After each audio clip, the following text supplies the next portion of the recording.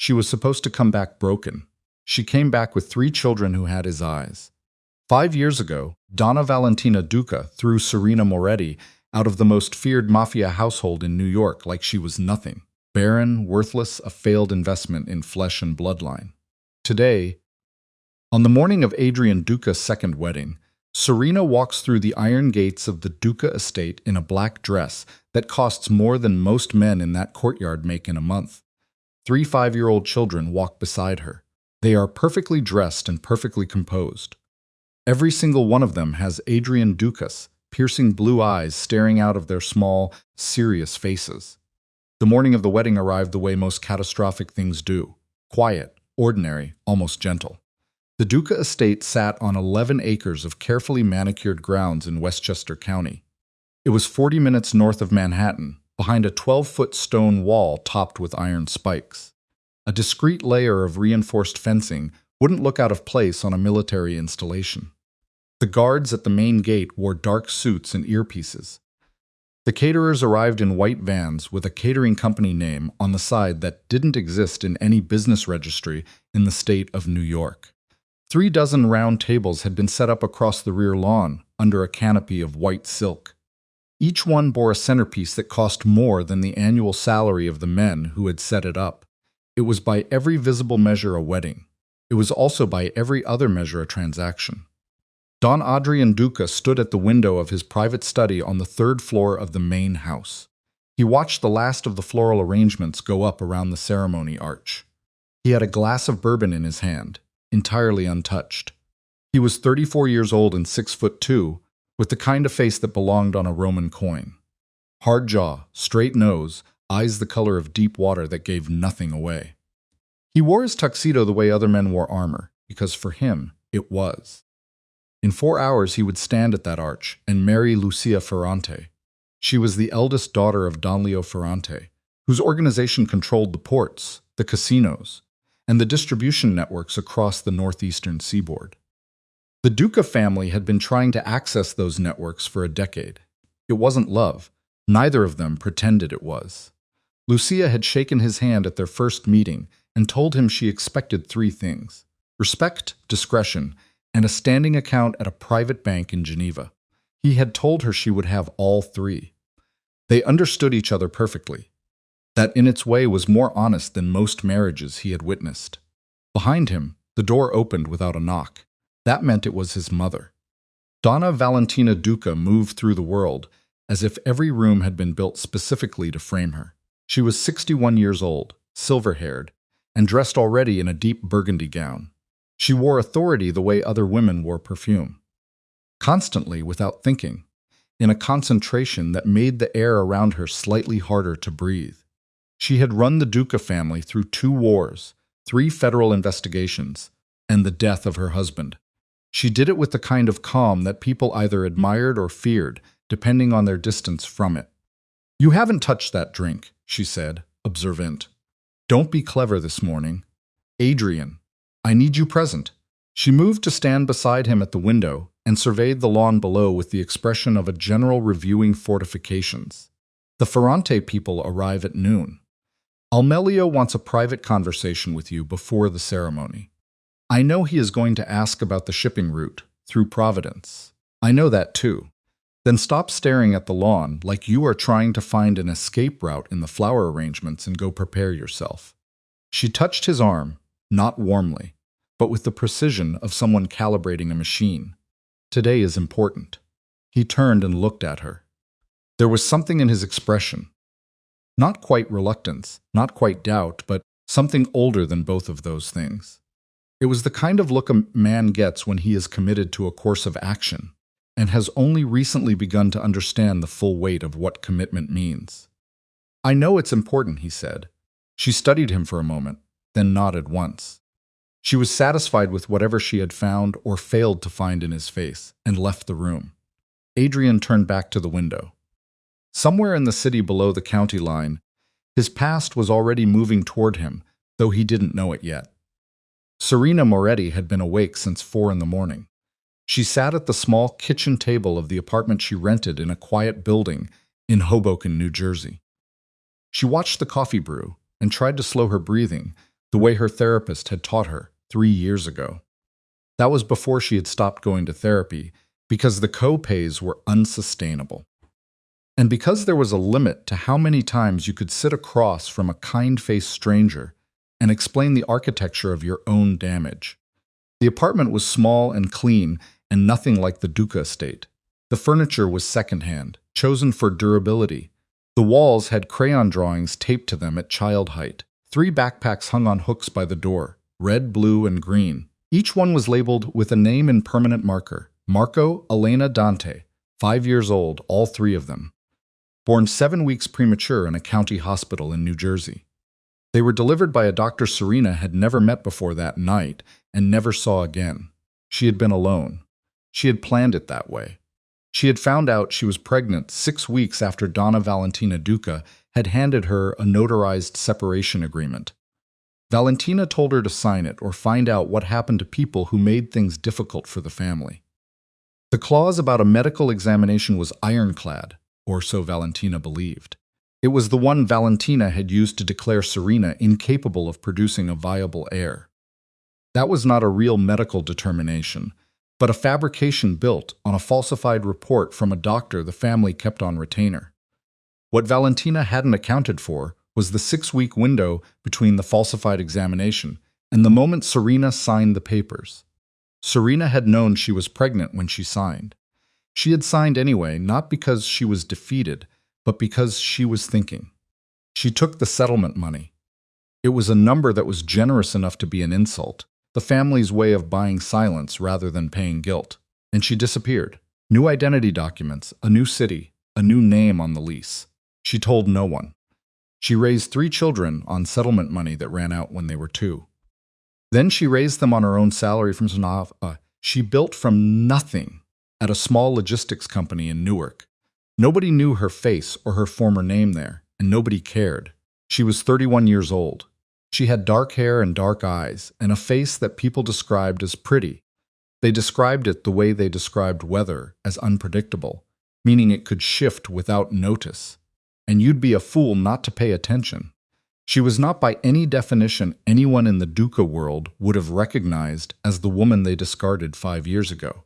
That woman had been stunned into compliance. This one had 5 years to think about what compliance had cost her. The invitation had arrived 10 days ago. A cream-colored envelope, no return address, delivered to a P.O. box she maintained under a name that no one in the Duca organization knew she used. Inside was a single card with the Duca family crest embossed at the top. Adrien Duca and Lucia Ferrante. The date, the address of the estate, and below the printed text in handwriting she recognized as Valentina's. "We thought you should know." 3 words. That was all. Serena had sat with the card for 6 days. She turned it over in her hands in the evenings after the kids were asleep. She thought about throwing it away. She thought about calling a lawyer. She thought about doing nothing, which is what every rational, self-preserving instinct she had told her to do. On the 7th day, she called her neighbor, Mrs. Cahill, who was 68 and retired. Mrs. Cahill watched the kids on Serena's late work nights, and Serena asked if she could come over for a few hours today. Mrs. Cahill had said yes, of course. Then Serena had told her kids carefully and without drama that they were going to visit someone today, for a family thing. She told them to wear their good clothes. Marco had asked whose family. She had said, yours. The Duca estate's main gate was staffed by 2 men named Caruso and Bianche. Both of them had worked the perimeter for 6 years. They had seen between them an education's worth of strange things arrive at that gate. Politicians, federal agents trying to look like delivery men, rival family representatives with their faces arranged into expressions of goodwill they didn't mean. They even saw the occasional journalist who lasted approximately 45 seconds before being redirected to the public road. Neither of them had seen anything like this. The car was a rented sedan, nothing remarkable. The woman who stepped out of the driver's side was tall, dark-haired, wearing a black dress that was elegant without being showy. She had the posture of someone who had made a decision and stopped second-guessing it approximately 20 minutes ago. She walked around to the rear passenger door and opened it, and 3 children stepped out onto the gravel. 5 years old, all dressed neatly. The boys in small dark jackets, the girl in a dress the color of charcoal. They stood in a line beside their mother and looked at the gate with the calm, assessing eyes of children who have learned to read rooms by watching how adults breathe. Caruso stared. The children had blue eyes, not the vague, generic blue that sometimes lands on dark-haired Italian families as a throwback to some distant northern blood. These were the specific, unsettling blue of deep water in February, the exact shade that every person inside that estate associated with one man. "Name," Bianca said, his voice gone slightly careful. "Serena Moretti," she said. "I'm on the guest list." He checked the list. He found the name. He looked up at her, then at the children, then back at her. "The children aren't on the list," he said. "No," she said. "They're not." She let that sit there without elaboration. It was the way a woman lets a statement sit, when she knows the statement is going to do all the work by itself. Caruso stepped away and lifted his radio. He spoke quietly into it. There was a long pause, then a response. He came back, his expression carefully empty. "1 moment, please," he said. The moment stretched into 3 minutes. During those 3 minutes, Serena stood at the gate with her 3 children.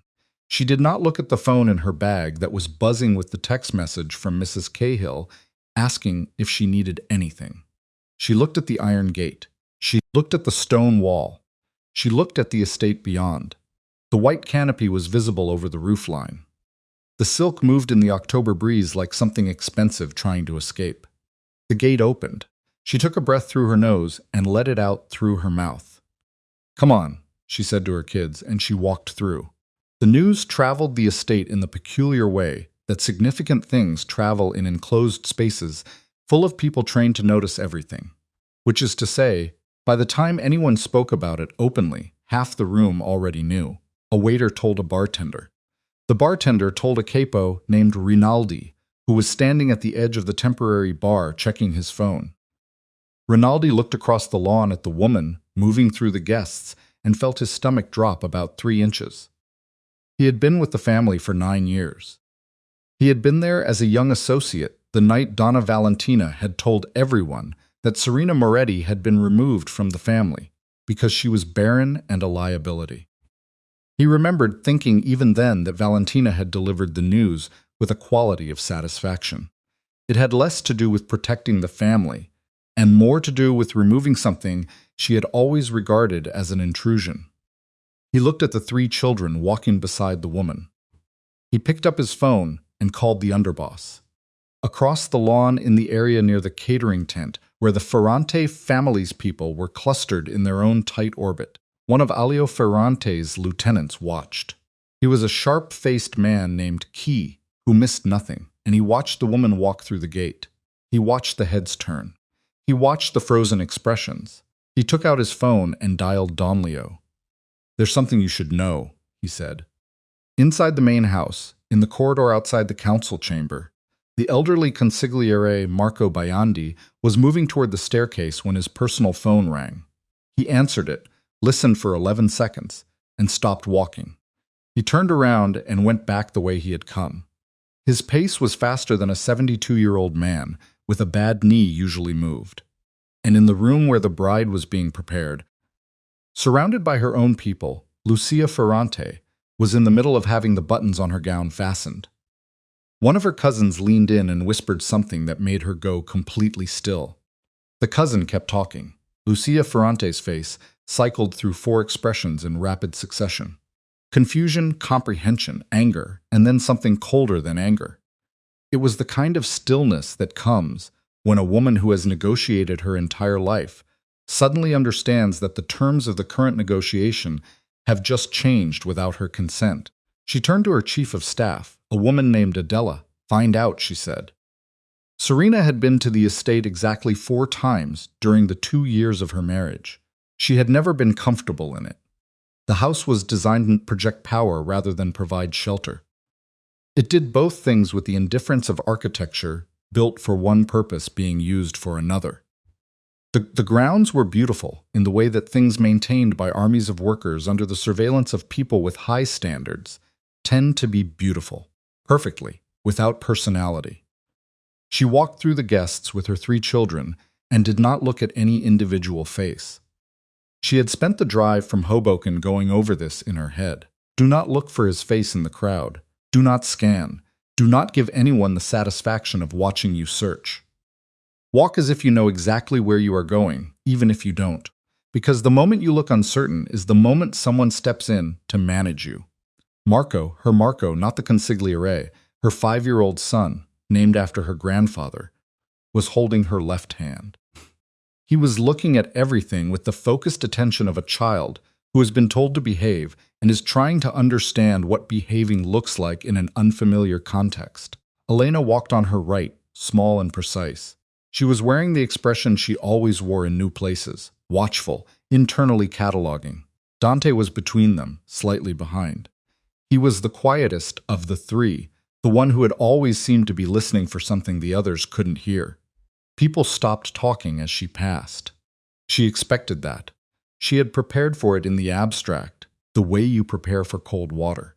You tell yourself it will be cold, and then you step in and find that telling yourself and experiencing it are two entirely different things.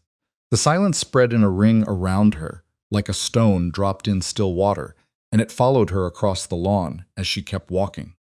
She was 20 feet from the edge of the ceremony area when the crowd in front of her shifted and she saw him. Adrien Duca was standing with 3 other men near the ceremony arch. One hand was at his side, the other holding a phone he had apparently just lowered. He was already looking at her. Someone had told him. Of course, someone had told him. He was standing absolutely still, with an expression on his face that she couldn't read from 20 feet away, and wasn't sure she would be able to read from 2. She stopped. He stared beside her. Marco tugged her hand once. She didn't move toward him. She didn't move away. She stood in the middle of the lawn, with her 3 children beside her, and she let him look. Because she had come here specifically for this moment. The moment of recognition. The moment the information entered his body, and his mind began to rearrange everything it thought it knew. It took approximately 4 seconds. She watched it happen. She watched his eyes move from her face to the children, and then back to her, and then to the children again. And she watched his face do something she had never seen it do in the 2 years she had known him, which was lose its composition entirely. Not dramatically, not with any visible emotion that she could name, just a blankness, a sudden vacancy. It was as if the processing required for everything else had been diverted to a single overwhelming task. Then Valentina Duca appeared at his side. The older woman materialized from the crowd the way she always had, seemingly from nowhere. It was as if she was summoned by the specific frequency of a situation requiring her intervention. She was at Adrien's elbow in seconds, and Serena watched her take in the scene in a single sweep. Serena, the dress, the 3 children, the eyes. Valentina's face did not change. This was the most frightening thing about her. The complete absence of visible reaction in moments that would have cracked other people open. She turned slightly to the man nearest her, a senior capo named Rossetti, and said something quietly that Serena couldn't hear. Rossetti moved toward Serena with 2 other men behind him. He was polite about it. That was Valentina's style. Always polite, always controlled. The violence always implied rather than stated, which made it somehow worse. Rossetti stopped 4 feet from Serena and said in a voice designed to carry only to her, "Mrs. Moretti, the Donna would prefer if you and your guests were escorted to a more comfortable waiting area." He paused for a half-beat, the briefest hesitation. "I'm fine here," Serena said. "It's not really a request. I know." She looked at him steadily. "Tell the Donna I will be happy to speak with her when she is ready. Tell her I have documents she will want to see before she makes any decisions about the next 5 minutes." Rosette's jaw tightened almost imperceptibly. He went back. She had bought herself approximately 90 seconds. She used them. She reached into the bag at her shoulder and removed a manila envelope. Inside were copies to the DNA documentation from a private genetics lab in Connecticut, performed 6 months ago. The paternity results she had run against the genetic profile she quietly obtained from a hair sample. It was collected from the bathroom of the Duca organization's downtown office suite, where Adrien still kept a standing appointment with his barber every 3rd Saturday. The children's birth certificates, the original hospital records from their premature birth, everything. She had a lawyer review it. She had a different lawyer review that lawyers review. She was not here on a bluff. Rossetti came back faster than she expected, which meant Valentina had surprised him too. Behind him was not just Valentina. It was Marco Belandi, the consigliere, moving with his bad knee at a pace that told her he had been briefed enough to understand the urgency. He was 72 years old, white-haired, and wearing his formal suit. His face had the controlled expressiveness of a man who had navigated 60 years of Mafia politics and understood that the next 60 seconds were going to matter. He stopped in front of her and looked at the children. His expression, that controlled political face, shifted just slightly. Something moved behind his eyes that wasn't political at all. "Serena," he said. His voice was careful, like a man placing his foot on ice to test the thickness before committing his weight. "It's been a long time." 5 years, she said. He nodded. He looked at the children again. Marco, her Marco, was looking back at him with the direct, unblinking attention that small children give to old people they are trying to figure out. Elena had moved slightly closer to her mother's leg. Dante was watching a butterfly which seemed to Serena both entirely inappropriate and somehow exactly right. Belandi turned back to her. "You have documentation that it wasn't a question." "I have everything." A muscle worked in his jaw. He turned and looked at Valentina, who was standing 6 feet away with her arms at her sides. Her face was completely closed like a door locked from the inside. Something passed between them. Some communication that Serena couldn't decode. Some old argument compressed into a single exchanged look. Then Belandi said quietly but loudly enough for the nearest dozen people to hear, "These children will not be removed from this property." Valentina said nothing. Her face remained closed, but her eyes, Serena noticed, had gone to her son. Adrien Duca was still standing where he had been. He hadn't moved. He was still looking at the children with that hollowed-out expression. And there was something in his face now that Serena hadn't expected and wasn't sure she wanted to see because it complicated things considerably. He looked like a man who had just understood something enormous and was still in the moment of understanding it before the weight of it fully arrived. He looked devastated. The ceremony was scheduled for 2 o'clock. At 1:47, Marco Belandi requested a brief delay from the Ferrante family's representative, citing a family matter requiring resolution. The Ferrante representative, a stout, silver-suited man named Gagliardo, agreed with the careful courtesy of someone who had already been informed by his own people about what was standing on the lawn. He was trying to determine what the correct posture was before Don Amelio weighed in. At 1:52, Adrien Duca walked away from the ceremony arch and toward the cluster of people around Serena and the children. The crowd parted, not in the theatrical way of film, but in the specific quiet way that crowds part when a man with authority moves through them, and everyone instinctively recalibrates distance. The conversations that had been running in low, urgent tones stopped. A waiter holding a tray of champagne glasses stood absolutely still. Adrien stopped 3 feet from Serena. Up close, the past 5 years had done things to his face that she hadn't been able to see from across the lawn. There were lines at the corners of his eyes that hadn't been there before. Something around his jaw was tighter, more set, as if he had been clenching it habitually for a long time. He looked older. Not unwell, just older in the specific way that responsibility ages people who take it seriously, which had always been both his best and worst quality. He looked at her for a moment. Then he looked at the children. Dante had abandoned the butterfly and was now looking up at him with the focused, uncomplicated gaze of a small child who doesn't yet have enough context to understand that this moment is anything other than a man standing near his mother. Marco was still holding her hand, but had turned to look at Adrien with what was unmistakably the same critical measuring expression that Adrien himself used when he was assessing a situation. Elena was looking at the ground. "How old?" Adrien said. His voice was flat, not cold, just flat. The difference mattered. 5, Serena said. He did the math. She watched him do it. She watched the calculation move across his face. "When did you?" He stopped, started again. "You knew when you signed." "Yes." A long pause around them. The entire wedding, the caterers, the capos, the politicians, the guests.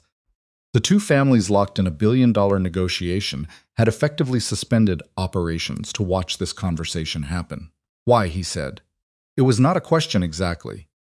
More like a word deployed in place of the complete sentence he couldn't currently construct. Because your mother told me I was barren, Serena said, keeping her voice even and her face neutral. Because the family doctor signed a report saying I was incapable of producing an heir. Because you believed it, and you didn't ask me, and you signed the separation papers 6 weeks later without a conversation. Because I was 26 years old and I was alone, and I was not going to hand 3 children to people who had already decided I didn't exist. She held out the envelope. He didn't take it immediately. He stood there for another moment, with the look of a man trying to find the floor in a room that has recently stopped having one. Then he took the envelope. He opened it. He looked at the first page, the DNA results, the percentage that began with 99 and ended with a decimal point, and then 4 more nines. He closed the envelope. He stood there. Then from behind him in a small voice with perfect accidental timing that would later be described by everyone who witnessed it as the moment the entire event changed irrevocably, Dante pointed at the altar. "Is that where you were going to stand?" he asked. He wasn't talking to Serena. He was talking to Adrien. His voice had the uncomplicated curiosity of a child who has no reason to understand that the question is catastrophic. Adrien looked down at him. Something moved across his face. Something unguarded and sudden. The kind of expression that arrives before a person can stop it. "Yeah," he said, and his voice came out wrong, rougher than he had intended, scraped at the edges. "Yeah, that's where." "Oh," said Dante, and looked at the altar, with the assessing air of a 5-year-old deciding what he thought about it. The next 20 minutes were controlled chaos in the specific mode the Duca family had always managed it, which meant visible calm on the surface and an absolute storm underneath. Bolandi moved between Adrien and Gagliardo, buying time with the deliberate grace of a man who had been buying time in difficult rooms for 50 years. Adrien disappeared inside the main house with the envelope. 2 of the Ferrante lieutenants made phone calls. Valentina Duca retreated to the south terrace with Rossetti at her side and stood with her back to the lawn. She was looking out over the garden with the posture of a woman who has not yet decided which version of this problem she is going to solve and how. Serena stood on the lawn with her children and waited. Mrs. Cahill had packed snacks in her bag. She had known this might take a while. She gave Marco a small pack of crackers and told Elena and Dante they could sit on the grass if they wanted. Elena immediately found a spot near a planter and sat down with the neatness of a child who does everything deliberately. Dante flopped beside her with the loose-limbed ease of the most comfortable person in any room. Marco stood beside his mother and ate his crackers and watched the adults moving around them with the alert, analytical expression that Serena had come to recognize as his version of paying close attention. "Are we in trouble?" he asked her. "No," she said. "Are they in trouble?" She looked at him. "Why do you ask that?" He considered it. "Everyone is moving fast. People move fast when they're in trouble." She put her hand on the back of his head briefly, the way she always did when she didn't want to lie to him and couldn't yet tell him the full truth.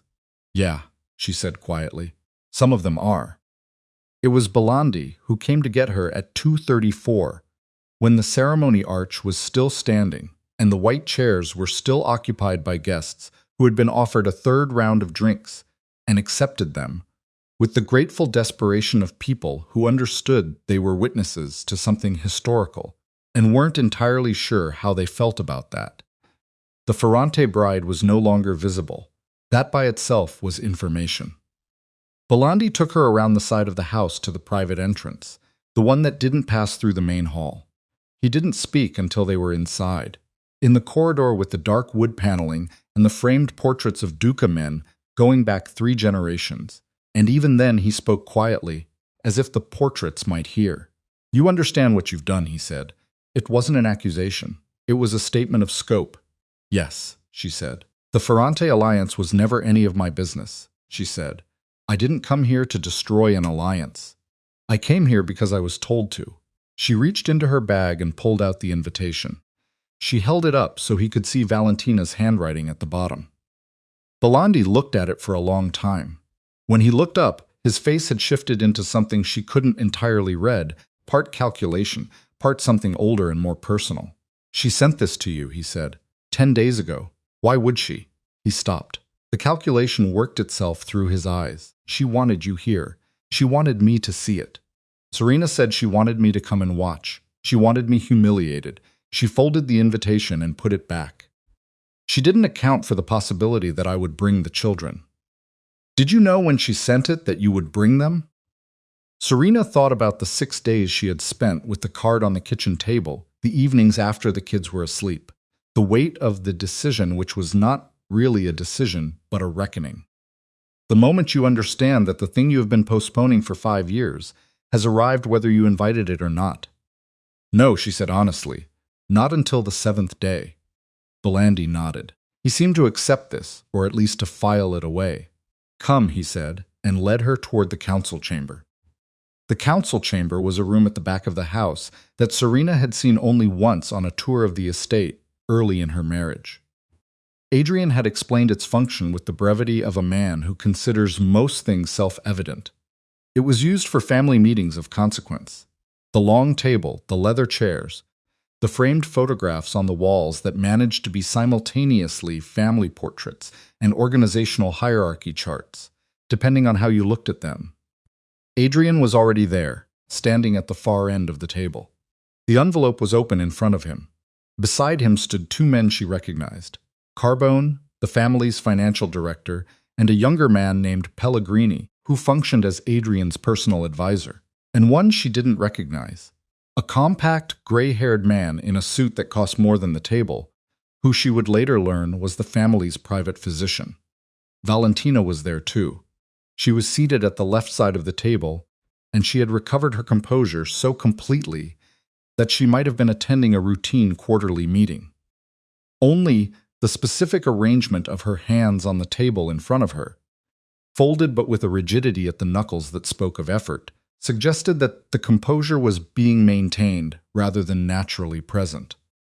Serena walked to the table and stood. "Mrs. Moretti," Pellegrini said. He was the kind of man who defaulted to formality when other social tools had failed. "We'd like to talk." "The documentation is genuine," Adrien said, cutting him off. He was looking at Serena, not at Pellegrini. "I have had Carbone verify the laboratory credentials, the chain of custody on the genetic sample." A pause, a controlled intake of breath. "I need to know how." "It was your hair," she said, "from the barber on 43rd, the 3rd Saturday of every month. You've kept that appointment since we were married, a beat." "You've been watching," he said. "I've been careful." She said there was a distinction there, and she let him find it. Something moved across his face. Not anger, not exactly. Something more complex and less directed. The emotion of a man who has just discovered that the past 5 years were more layered than he understood and is still sorting through what that means. "I want the children to see Dr. Russo," he said. He gestured toward the gray-haired man, not to challenge the documentation, but for their health records. The family needs to have complete medical documentation going forward." "Going forward," Serena repeated. There was a careful neutrality in her voice. The neutrality of a woman who has learned not to attach to implications before they are explicit. "Yes," Adrien said. He held her gaze. "Going forward." From her seat at the side of the table, Valentina said nothing, but her hands on the table shifted. One finger uncurled and then curled back. "We need to discuss terms," Serena said. "Yes," Adrien said again. "I'm not moving into this house. I'm not asking you to. My children's last name, their school, their daily lives, those are mine. Any involvement from this family happens on a schedule that I approve with conditions that I set. And with the understanding that the moment any of those conditions are violated, I have documentation sufficient to take this entire situation to the federal level." The room went very still. Belandi behind her made a small sound that might have been approval or might have been a warning. She couldn't tell. Adrien looked at her for a long moment. He was still holding the envelope. The paper had bent slightly at one corner from the pressure of his grip. "Understood," he said. Valentina pushed her chair back from the table. Everyone looked at her. She stood with the deliberateness of a woman who has decided that the act of standing is a statement. She straightened her gown. She looked at Serena with an expression that was entirely unreadable. Not angry, not resigned, but something in between those things, and also entirely unlike either of them. "You played this well," she said. Her voice was steady. Serena said nothing. "I underestimated you," Valentina continued. "I did that 5 years ago, and I did it again when I sent that invitation." She picked up her clutch from the table. "I won't make that mistake a third time." She walked to the door. She stopped with her hand on the frame. She didn't turn around. "The children," she said, "are they healthy?" Serena looked at her. At the back of the woman who had engineered her removal, who had falsified a medical report, who had sent that invitation with the handwriting at the bottom that said, "We thought you should know," in a tone that meant, "Come watch yourself, be forgotten." "Yes," Serena said. "They're healthy." Valentina nodded once without turning. Then she walked out of the room. The door clicked shut behind her. In the silence that followed, Adrien set the envelope down on the table. He pressed both hands flat against the surface and looked at his hands and then back up at Serena. Outside through the window, Serena could hear the sounds of the wedding dissolving, chairs being moved, voices in elevated conversation. It was the particular frequency of two families trying to maintain decorum over the ruins of an arrangement. "Where are they?" he said. His voice had changed. The formal register was gone. "Right now, where are they?" "Outside," she said. "On the lawn." He nodded. He looked at the window. He looked back at her. "Can I?" He stopped. Something in his jaw worked. "Will you bring them in here?" She looked at him. At this man who had believed his mother over her without a conversation. At this man who had signed the papers and moved on, and built a new alliance and a new future without looking back. She looked at the grief and confusion currently occupying his face, which she had no obligation to manage, and which she was not going to pretend she didn't see. "Not today," she said. He nodded. It was the nod of a man who has accepted something he doesn't like because he understands he's not in a position to argue. "Tomorrow," he said. Outside through the window, Serena could hear Dante's voice high and clear, asking someone about the fountain. She picked up her bag. "Call Belandi," she said. "Have him give you my number." She walked toward the door. Behind her, she heard Adrien pick up the envelope again. She heard the sound of it in his hands, the paper, the weight of what was inside. The particular density of a document that contains an entire rearrangement of a man's life compressed into a single percentage point that begins with 99 and ends with 4 more nines. She opened the door. In the corridor, Belandi was waiting.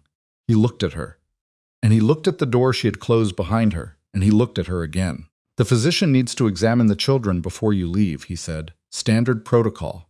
I will ensure it's done gently and quickly. Dr. Russo is good with children." "Fine," she said.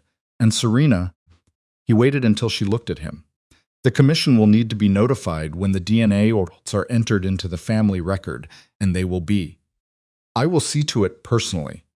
The succession protocol activates automatically. You understand what that means?" She did. She had read the Duca family's organizational charter. It was an old, strange document, more Mafia tradition than legal text. She had read it during the 6 days she had spent at the kitchen table with the invitation. She understood then what activating the succession protocol would mean. She decided it anyway.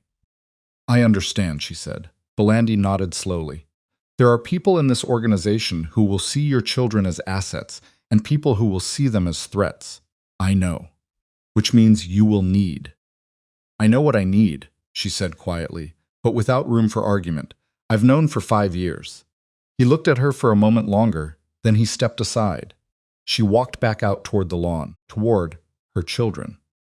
Toward the sound of Dante asking someone about the fountain with the uncomplicated curiosity of a 5-year-old who doesn't yet know that the fountain is on the grounds of an empire, and that the empire has just tilted on its axis, and that the tilting started the moment his mother walked through the gate with 3 children who had the wrong eyes and exactly the right faces. Behind her, inside the house in the council chamber with the family portraits on the walls, Adrien Duca was sitting down at the table for the first time in the last 40 minutes. He was staring at the DNA results.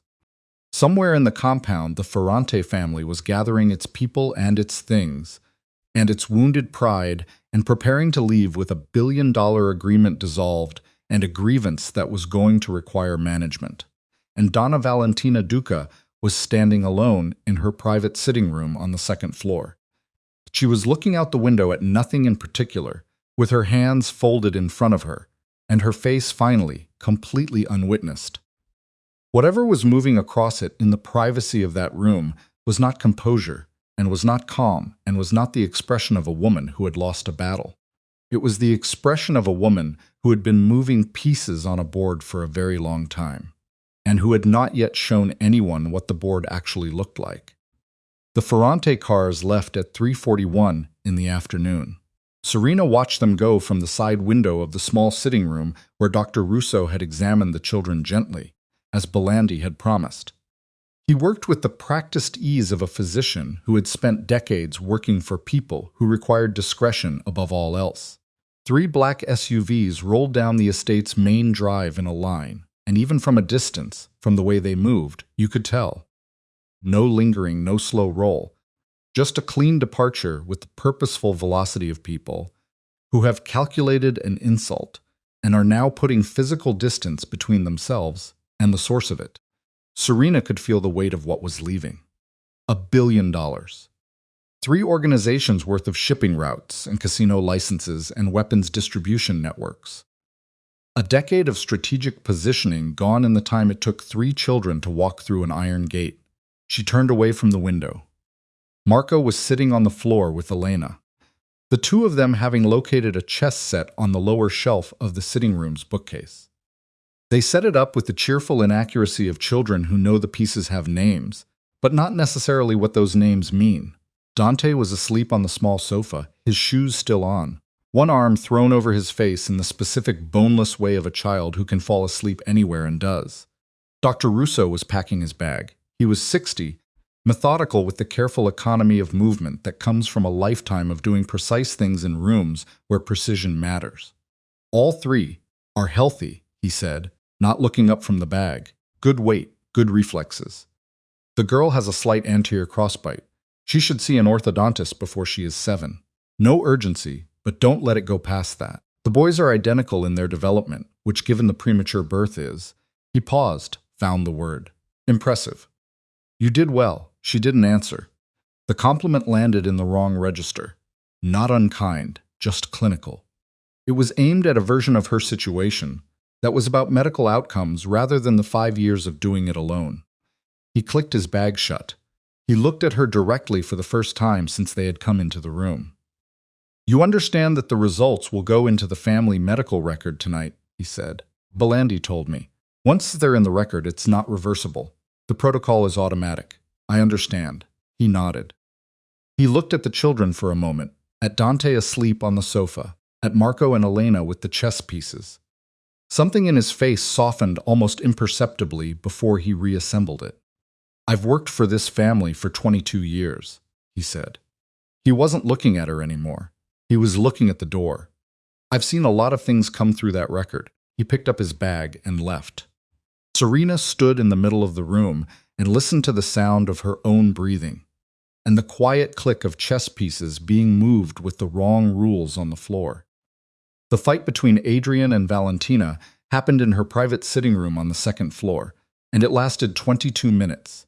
It was not witnessed by anyone except the housekeeper, Rosa, who was in the adjacent linen closet retrieving fresh towels when it began.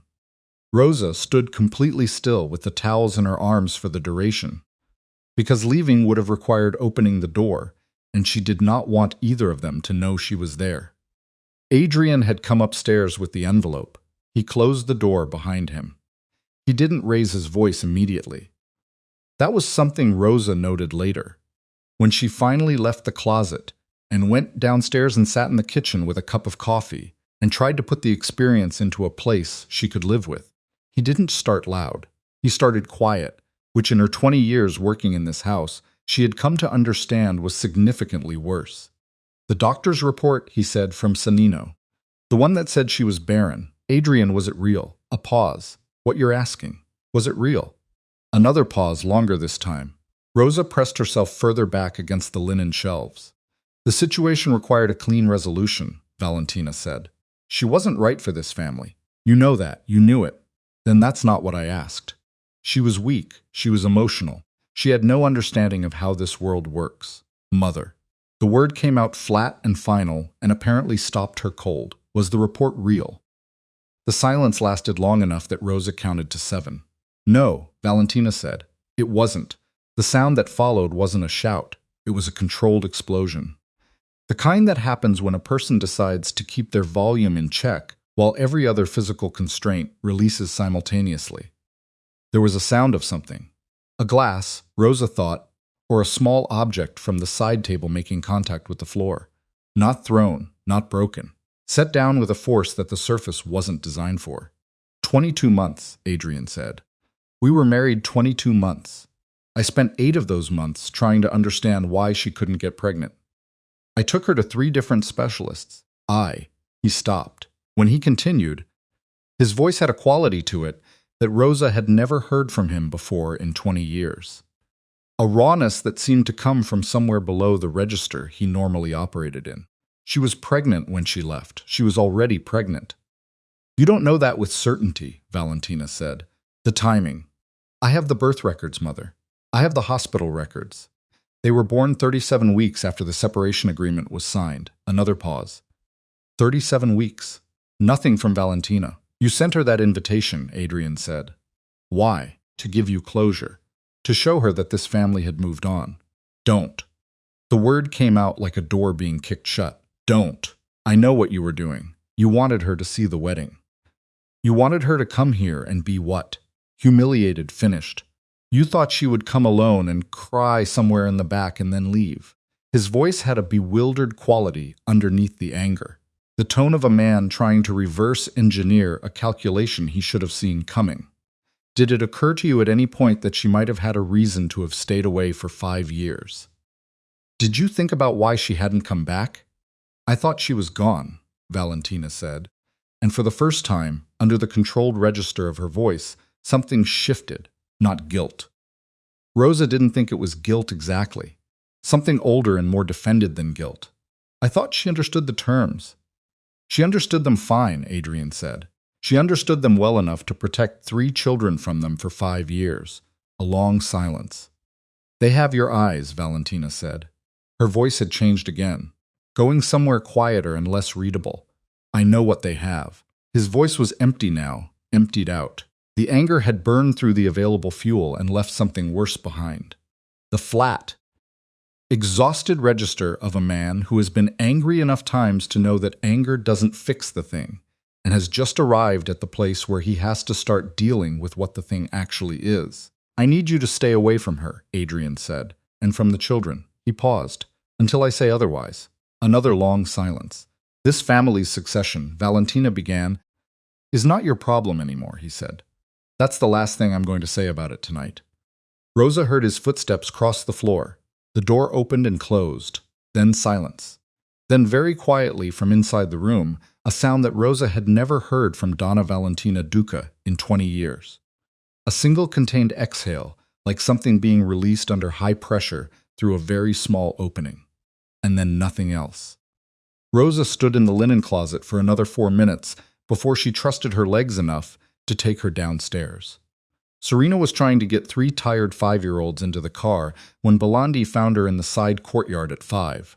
Marco was in the back seat already, seatbelt fastened, eyes at half-mast.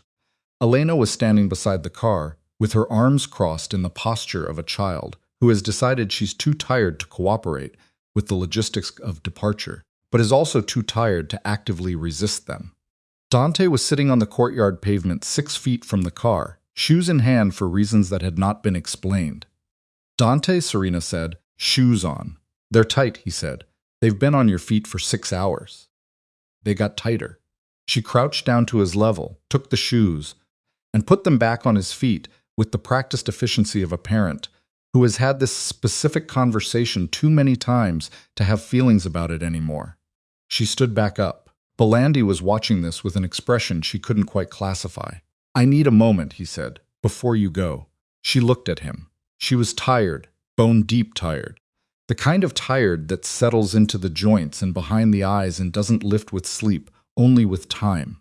The day had cost her more than she had budgeted for emotionally. She expected to spend it managing a situation.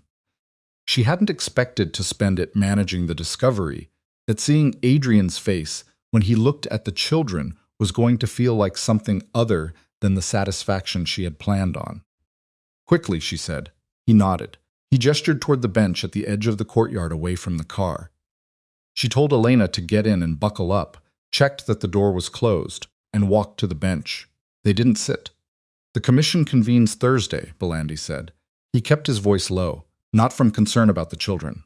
They were in the car, windows up, but from habit. When the children's records enter the family document, the notification goes out automatically. Every family on the commission will know by Friday morning. Serena nodded. There will be people who see an opportunity in this. Rival families who view 3 unclaimed heirs as leverage. Children who exist outside the family's protection structure, who have been living for 5 years, under a different name in a location nobody in the organization knew. He paused. That vulnerability closes the moment the family formally acknowledges them. But there is a window between now and Thursday. She felt a cold, precise thing move through her chest. Not panic, but something more specific than panic. The recognition of a threat she had known abstractly, but hadn't yet had to hold at operational distance. "How wide is the window?" she said. "Wide enough to be careful." He looked at her directly. "Is there somewhere you can go tonight that isn't your usual address?" "I have options," she said, which was true enough. She had a standing arrangement with a cousin in Staten Island who had no connection to any of this. "Use them," he said. And Serena, he waited until she met his eyes. "Adrien is going to reach out, probably tonight." He's a pause, a selection of words. He's in a place right now that isn't entirely predictable. He's had a significant amount of his operational reality rearranged in the last 4 hours. He may say things that come out wrong. I'm used to that, I know. I'm not asking you to accommodate it. I'm asking you not to let it close doors that might need to stay open for the children's safety. Whatever else is between you and him, that piece is separable. She looked at him, at this old man who had spent 50 years navigating the gap between power and people, who had intervened at the gate this afternoon, not because he was sentimental, but because the succession code was unambiguous, and he was the person in this organization whose job it was to uphold what was unambiguous, whatever the personal cost. "You knew," she said, "about the medical report." He didn't answer immediately. "Did you know it was falsified?" she said. A long pause. Long enough that the pause was itself an answer even before he spoke. "I suspected," he said finally. "I didn't investigate it. I should have." He held her gaze. "That's the most honest answer I have." She nodded. Not forgiveness, just acknowledgement. The acknowledgement of a woman who had learned that the people who should have helped her hadn't, and who had built a life inside that fact, and who was not particularly interested in gestures of contrition that arrived 5 years too late. But Belandi had stepped in today at the gate when it mattered, and that was also a fact, and she was not a person who ignored facts when they were inconvenient. "I'll be careful," she said. She went back to the car. Her phone rang at 8:47 that night. The kids were asleep in the back bedroom of her cousin Angela's apartment in Staten Island. All 3 of them in the same bed in the specific tangled configuration that happened when they were overtired. Marco with his arm flung over Elena's shoulder. Dante on his back with his mouth open. She checked on them twice already. She was sitting at Angela's kitchen table with a cup of tea she hadn't touched and the invitation card in front of her, and a legal pad on which she had written a list of things she needed to do in the next 72 hours. The list had 12 items on it, and several of them had subcategories. The number was Adrien's.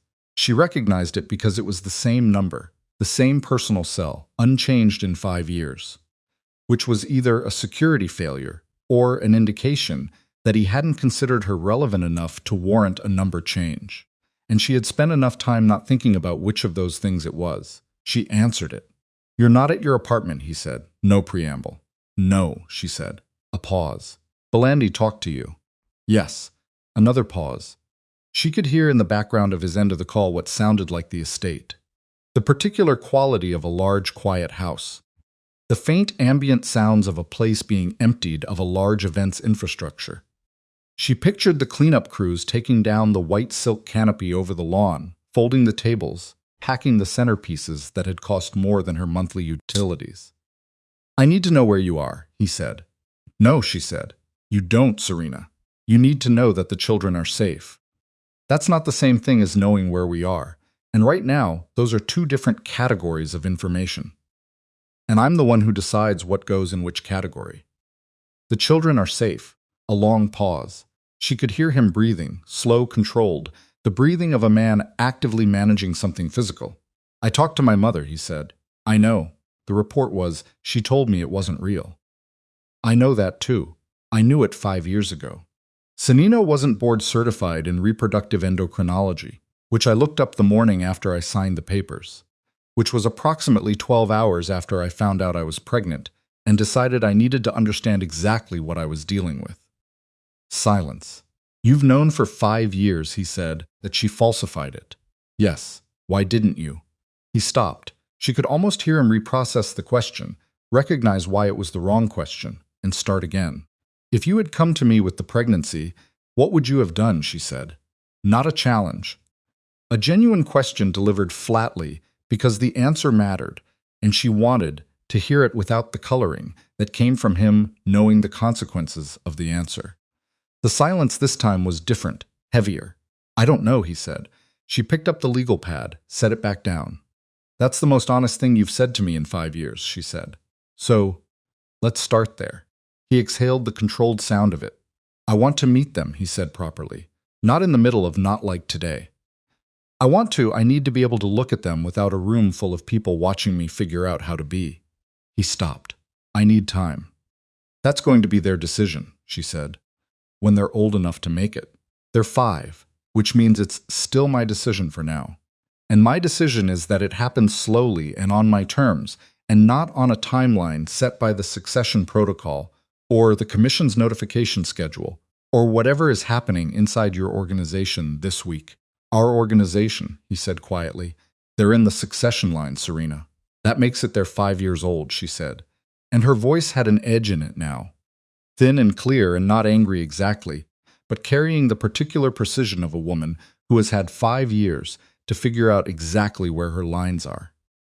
They're 5 years old, and they don't know what a capo is. And the last exciting thing that happened to them before today was that Elena's class got a pet hamster. "Don't tell me about the succession line. Not tonight." He was quiet. "Okay," he said finally. "Okay, your terms, your timeline." A pause. "Can I call tomorrow? Not about any of that. I want to hear how they are." She looked at the legal pad, at the 12 items, at the subcategories. "Call Belandi in the morning." She said he'll set up a time. She ended the call.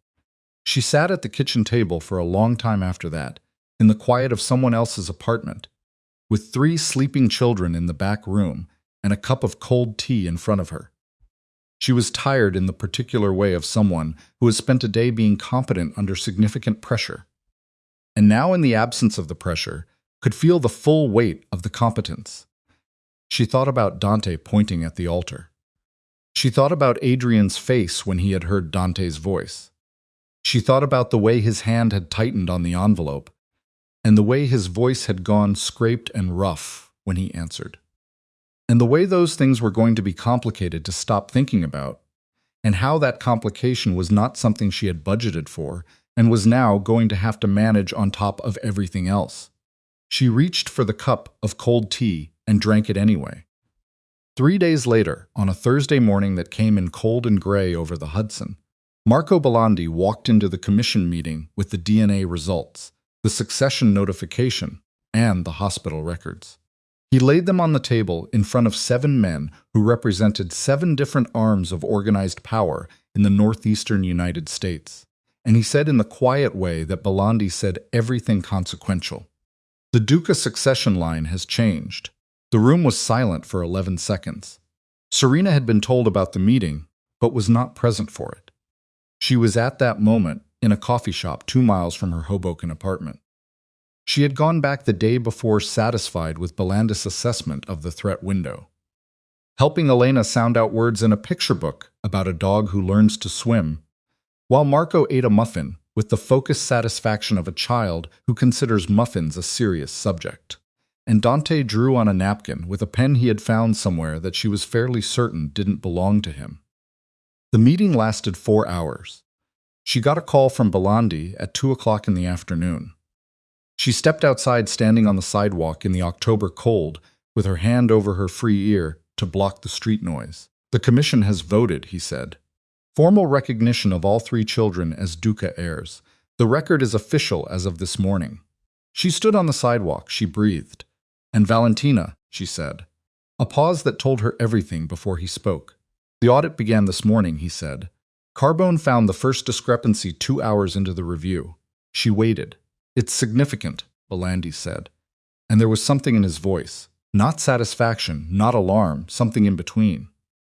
The register of a man who had suspected something for a long time and was now confronting the confirmation, with the complicated feelings of someone whose suspicion being correct does not feel like a victory. The preliminary numbers, or the word Carbone used, was catastrophic. "We don't have full scope yet, but what they found in the first 2 hours suggests the Ferrante wedding wasn't about alliance, or not primarily about alliance." She understood immediately. She needed the merger. Serena said she needed the Ferrante resources to cover something that was already gone, Belandi said. The cold air moved down the sidewalk. Inside the coffee shop, visible through the window, Dante was showing Elena his napkin drawing with the animation of a child presenting serious art. Elena was looking at it with the critical expression she used when she was trying to decide whether to be honest. "How bad?" Serena said. "We don't know yet. Bad enough that Valentina left the estate this morning with 2 suitcases and hasn't been reachable since." Serena was quiet for a moment. "Adrien knows he's with Carbone now." She nodded, though there was no one to see it.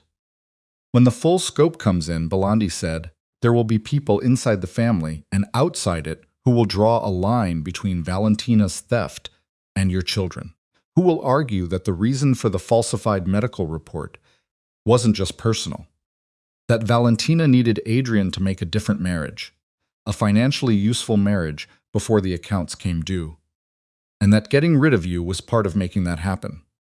The cold hit her somewhere below the coat because she had known. She had known abstractly that there was a version of her removal that was more calculated than personal.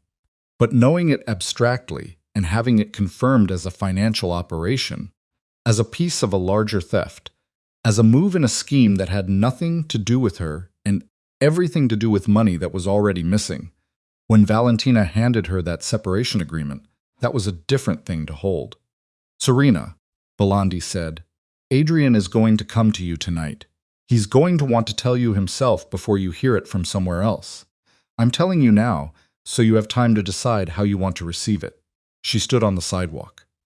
Inside the coffee shop, Dante had given Elena the napkin drawing. Elena was holding it with both hands, looking at it with the expression she used when she was actually moved by something, but wasn't sure she wanted anyone to know. "Thank you, Marco," Serena said. She hung up. She stood there for another moment in the cold, feeling the particular weight of a truth arriving that is worse, and also more clarifying than the version of it you had been carrying. Because the thing about confirmation is that it removes the last fraction of ambiguity you had been using to make the story bearable. It locks the doors that part of you had been leaving open. She put the phone in her pocket and went back inside. "Whose pen is that?" she said to Dante. He looked at the pen, looked at her. "I found it." "Where?" "On the table." It was already on the table. She looked at the table. There was a small pen cup near the napkin dispenser with the coffee shop's logo on it.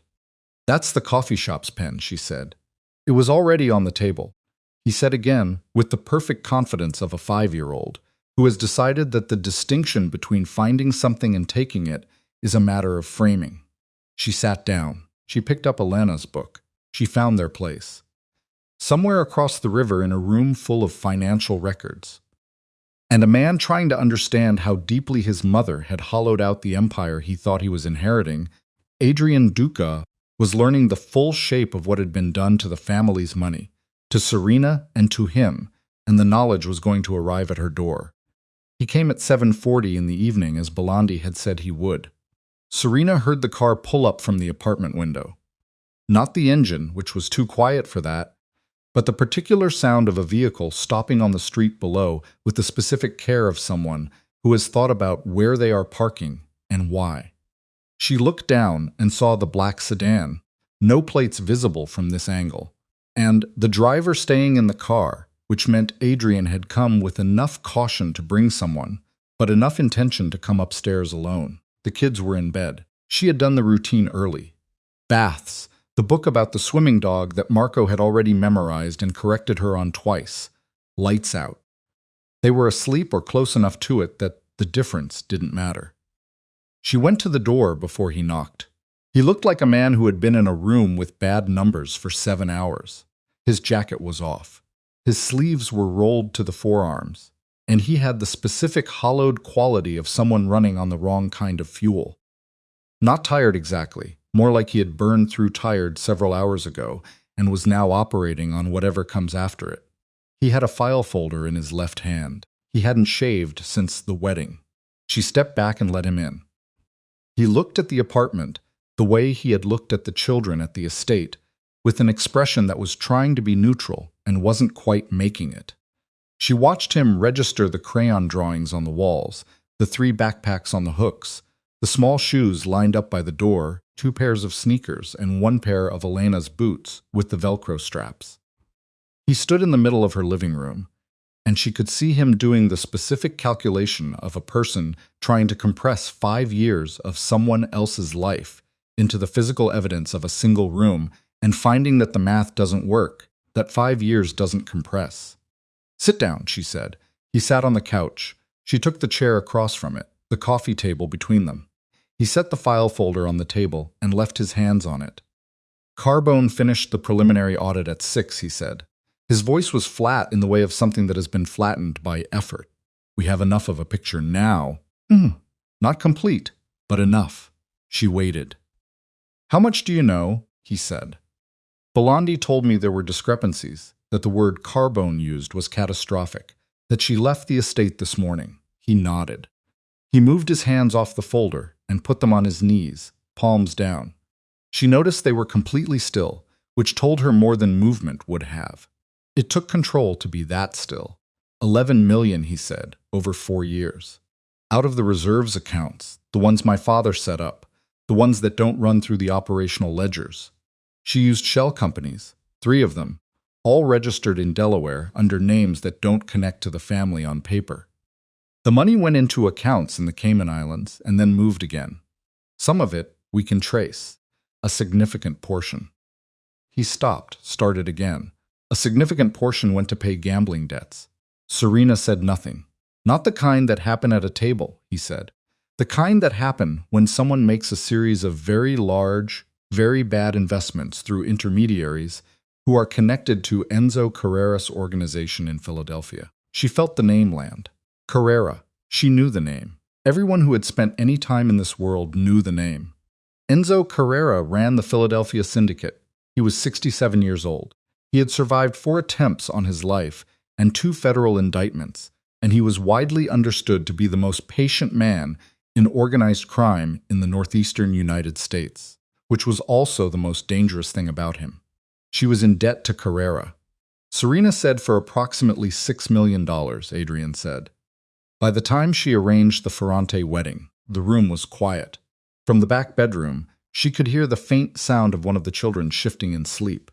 A small sound, barely audible, but she cataloged it automatically, the way she had cataloged every sound in every room for 5 years. The wedding wasn't a strategic alliance. She said it was a payment structure. He said the Ferrante de Luca merger would have given her access to the Ferrante liquidity channels. She could have moved money through the combined organization and paid Carrera off before anyone ran a proper audit. He looked at the file folder, and nobody would have run a proper audit if the succession had gone through as planned. The motivation to look at the reserve accounts only exists because he stopped. Because the children exist, she finished. Because the children exist, he met her eyes. The succession protocol requires a full financial disclosure when new heirs are formally recognized. It's in the family charter. I didn't know she knew that provision. but she must have. Serena sat with this for a moment. She turned it over, feeling for the shape of it. She knew that if the children were ever recognized, Serena said slowly, the audit would happen and the audit would find the missing money. Yes. So the falsified report, getting rid of me, the separation agreement, wasn't personal, he said, and the words came out of him like something that had cost him something to say. Or it wasn't only personal. She needed to eliminate any possibility of children, any possibility of an heir that would trigger the succession protocol before she had covered her tracks. The silence that followed had a particular quality, not the silence of shock. Serena had had 6 hours to process the framework of this, enough time to see the shape of it coming. But the silence of a thing being named completely for the first time out loud in the specific acoustic space of the place you've built your life. She had been removed from the Duca family not because she was barren, not because she was weak, not because she was the wrong kind of woman for the right kind of empire. She had been removed because she was going to have children, and children would eventually trigger an audit, and an audit would find the missing money. She was the loose thread that a desperate woman had pulled out of a tapestry because the tapestry was already unraveling, and she needed more time.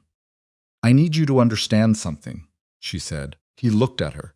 What she did to me, the report, the separation, all of it. I've lived inside that for 5 years. I've built everything I have inside of it. I'm not going to perform a reaction for you right now that makes it easier for you to feel like this conversation is the moment it gets resolved. Because it doesn't get resolved in a conversation. She held his gaze.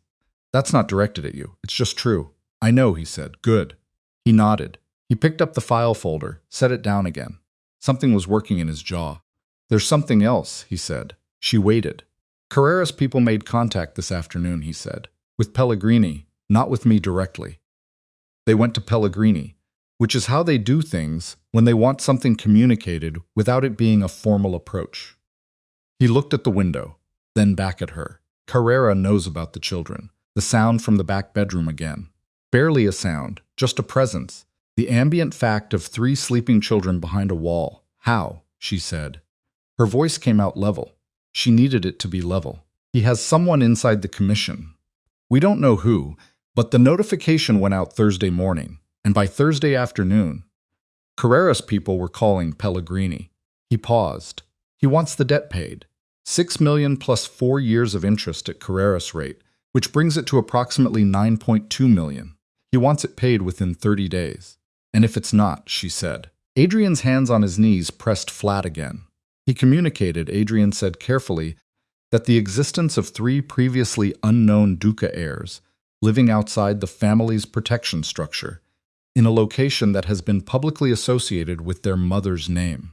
He communicated that this represented an opportunity for collateral.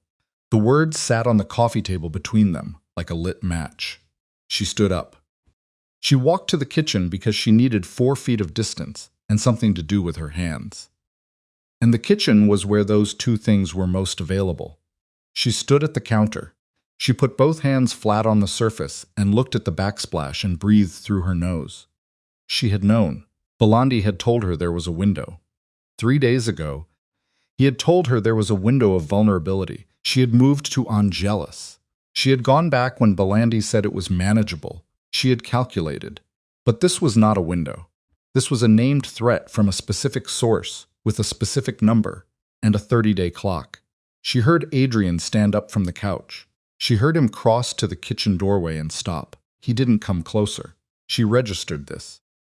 The decision to stop at the doorway rather than come in as the first spatially intelligent thing he had done in her presence in 5 years. I'm going to pay it, he said. The 9.2 million. It's coming out of my personal accounts, not the family reserves, not operational funds. My money. I want that to be clear. It's your mother's debt, she said. It's a threat against my children, he said. The origin of the debt doesn't change what needs to happen. She stayed facing the backsplash, and after you pay it, she said, Carrera understands that the debt is cleared. A pause. Serena. She turned around. His face was doing something she hadn't seen it do in the full day and a half of this. Not the hollowed-out exhaustion, not the controlled grief, not the political neutrality. Something simpler and worse than all of those. The look of a man who has arrived at the part of the information he doesn't want to deliver and is out of ways to delay it. He communicated something else, Adrien said. Through Pellegrini. She waited. He communicated that the debt, the original debt, the gambling debt that my mother accumulated through his organization. Another pause, another internal calibration. He communicated that the original debt predates the shell companies, that the first transaction between Carreras people and my mother happened 8 years ago. She did the math. Before we were married, she said. Before we were married, he confirmed. She looked at him. He has documentation, Adrien said. Transaction records, communication records. He gave Pellegrini a sample, 3 pages. Carbone verified them this evening. He put his hand on the doorframe, just his hand, as if needing something to hold on to while remaining in the doorway. The documentation shows that my mother approached Carreras' organization 2 months before our engagement. She was already in financial trouble. She needed access to liquidity that the family's standard operations couldn't provide without triggering scrutiny. He paused. The documentation shows that part of the arrangement as collateral for the initial loans was an agreement that the Duca family succession would remain manageable, contained, no outside heirs, no complications. The refrigerator hummed. From the back bedroom, nothing. The children slept. She arranged the marriage. Serena said to you, yes. With Carreras' involvement as part of the collateral arrangement. Yes. She chose me, Serena said, and her voice did something she hadn't planned for it to do. It went very quiet, not from control, but from the specific quietness of a person arriving at the center of a thing they thought they had already processed and finding it has another room. She chose me specifically not because I was not for any reason she gave. She chose me because I was manageable, because I was an orphan with no family connections, no political weight, no organization behind me, because if she ever needed to remove me, there would be no one to come after her for it. Adrien said. The refrigerator kept humming. She turned back to the counter. She put her hands flat on the surface again. She looked at her hands. 8 years. The manipulation had started 8 years ago, before the engagement, before the wedding, before the 2 years of marriage, and the falsified report, and the separation agreement, and the 5 years of building something out of the ruins. It had started with a loan and a collateral arrangement, and a decision that the person most easily sacrificed was a woman with no one behind her. She had been chosen for her dispensability. She breathed in, out, slow. What does Carrera want? She said. Beyond the money. Silence from the doorway. She turned around again. Adrien's face had the look of a man who has been carrying the last piece of information the longest and is only now getting to put it down. And the putting down of it is not a relief. Access, he said, to the Providence shipping route. The one the Ferrante deal would have given my mother. He wants a cut ongoing in exchange for the documentation, his copies of it, and a formal cessation of any claim against the family going forward. She stared at him. He wants you to pay him $9 million, she said, and give him a piece of the Providence operation. And in exchange, he'll give you the paperwork that proves your mother was working with him for 8 years and won't use the children as leverage. Adrien said. Yes. Or, she said. He said nothing. There's an or, she said. There's always an or. What does he do if you don't pay? Adrien's hand on the doorframe tightened. He goes to the commission, he said, with the documentation. He presents evidence that the Duca family has been compromised by its own leadership for 8 years. He argues that the entire organization's operations during that period are tainted. The succession, the alliances, all of it. Under commission rules that triggers a review that could result in the family losing its territorial standing. And the children would be named in the documentation as the product of a compromised succession. Carreras people would argue that their legitimacy as heirs is conditional on the family retaining its standing, which if the commission strips the family, strips the children, she said. Yes. She walked out of the kitchen, past him, close enough that she could feel the ambient heat of him in the cold apartment air and into the living room. She stood in the middle of the floor. She thought about the legal pad with the 12 items and the subcategories. She thought about Belandis' voice on the phone, saying wide enough to be careful. She thought about 3 days ago, standing on the sidewalk in the cold, feeling like the confirmation of Valentina's theft was the worst shape of the thing, the most clarifying version of it. She had been wrong. The worst shape of the thing was this: a 67-year-old man in Philadelphia, who had been part of the architecture of her life for 8 years without her knowing it, who had watched from a distance while she was discarded, and while she built something from the discarding, and who had now determined that her children were the most useful leverage available to him. She picked up her phone from the end table. She looked at the screen. 4 missed calls. Belandi, her cousin Angela, a number she didn't recognize, and the family lawyer whose name she had gotten from Belandi 2 days ago. She looked at the unknown number. Pellegrini gave you Carrera's contact information, she said, as part of the communication. Standard protocol, Adrien said. He was still in the doorway. For a formal approach through an intermediary, the receiving party gets a direct line. She looked at the unknown number again. Is this it? She said. He crossed to the table. He looked at her phone. Yes. She set the phone back down. She sat on the couch. She sat with the specific stillness of a person deciding something. Not in the dramatic way of decision-making in movies, but in the real way, which is quieter and more physical. A kind of settling, the body arranging itself around the weight of what the mind is doing. I'm going to need everything Carbone has, she said. Every document from the audit, every transaction record from the shell companies, the sample Carrera gave Pellegrini, all of it. Adrien came into the room properly now. He sat on the other end of the couch, not close, at the distance of 2 people who are in the same conversation and need to be able to see each other's faces. What are you doing? He said. Deciding what the next move is. Serena. Carrera wants the Providence route, she said. Which tells you the Providence route is worth more than the $9 million, or he'd have just taken the money and been done with it. He wants an ongoing income stream. He wants to be inside your organization's revenue structure in a way that gives him leverage indefinitely. She looked at Adrien, which means paying him doesn't end this. It starts it. 5 years from now, 10 years from now, he comes back. He always has a reason. That's how this works. Adrien looked at her. I know how it works, he said. Then you know paying him is not a solution, she said. It's a delay, a long pause. What's the alternative? He said. She was quiet for a moment. The documentation he's holding, she said. Carrera's copies of the transaction records between him and Valentina. He's presenting them as leverage. But leverage cuts both ways. Those documents prove Carrera's organization was engaged in an 8-year conspiracy to control the Duca succession. That's not just a family matter.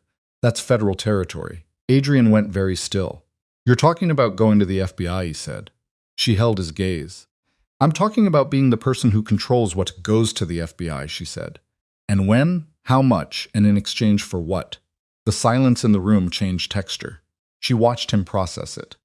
Watch the things she just said move through him. Through the part of him that was his mother's son and his father's heir, and a man who had spent his entire life inside a specific understanding of how power worked and who you didn't cross. She watched it hit the wall of that understanding, and then she watched him sit with the fact that the wall was already breached. That the wall had been breached 8 years ago by his own mother with a loan from the man who was now using her children as collateral, and that the specific version of power he had built his life around had been compromised from its own foundation before he'd ever had a chance to build on it. She watched him get there. It took about 30 seconds. If you go to the federal level, he said, and his voice was careful now. Careful in the way of a man walking across ice and testing each step. Everything my mother did comes out. The shell companies, the missing reserves, everything. Yes, she said. The family, the operations, some of them end, she said. Yes, probably. And he stopped. You're willing to do that? She looked at him. Adrien, she said. I spent 5 years building a life with 3 children on a settlement payment and a logistics salary, and the complete absence of any of this. I am not afraid of the operations ending. I am afraid of a man in Philadelphia deciding my children are collateral. She leaned forward slightly. Are those the same fear for you? Because if they are, this conversation is over, and you can figure it out yourself. He sat with that. He sat with it for a long time. The apartment was very quiet.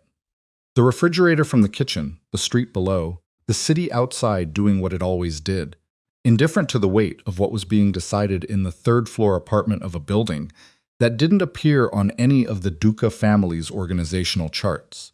"No," he said finally. "They're not the same." She nodded. "Then here's what happens," she said.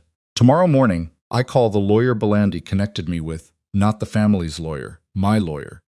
And I start a conversation about protected disclosure. What we have, what it's worth, what we get in exchange for bringing it forward in a way that," she paused, "in a way that protects the children." Adrien looked at his hands. "And my mother," he said. "When this goes forward is not my problem," Serena said. "I'm sorry. I know that's hard, but she's not my problem." He nodded, the nod of a man accepting a thing he already knew was true. Then his phone rang. He looked at the screen. Something moved across his face. A quick, sharp thing there and gone. "It's Pellegrini," he said. He answered it. He listened for 12 seconds.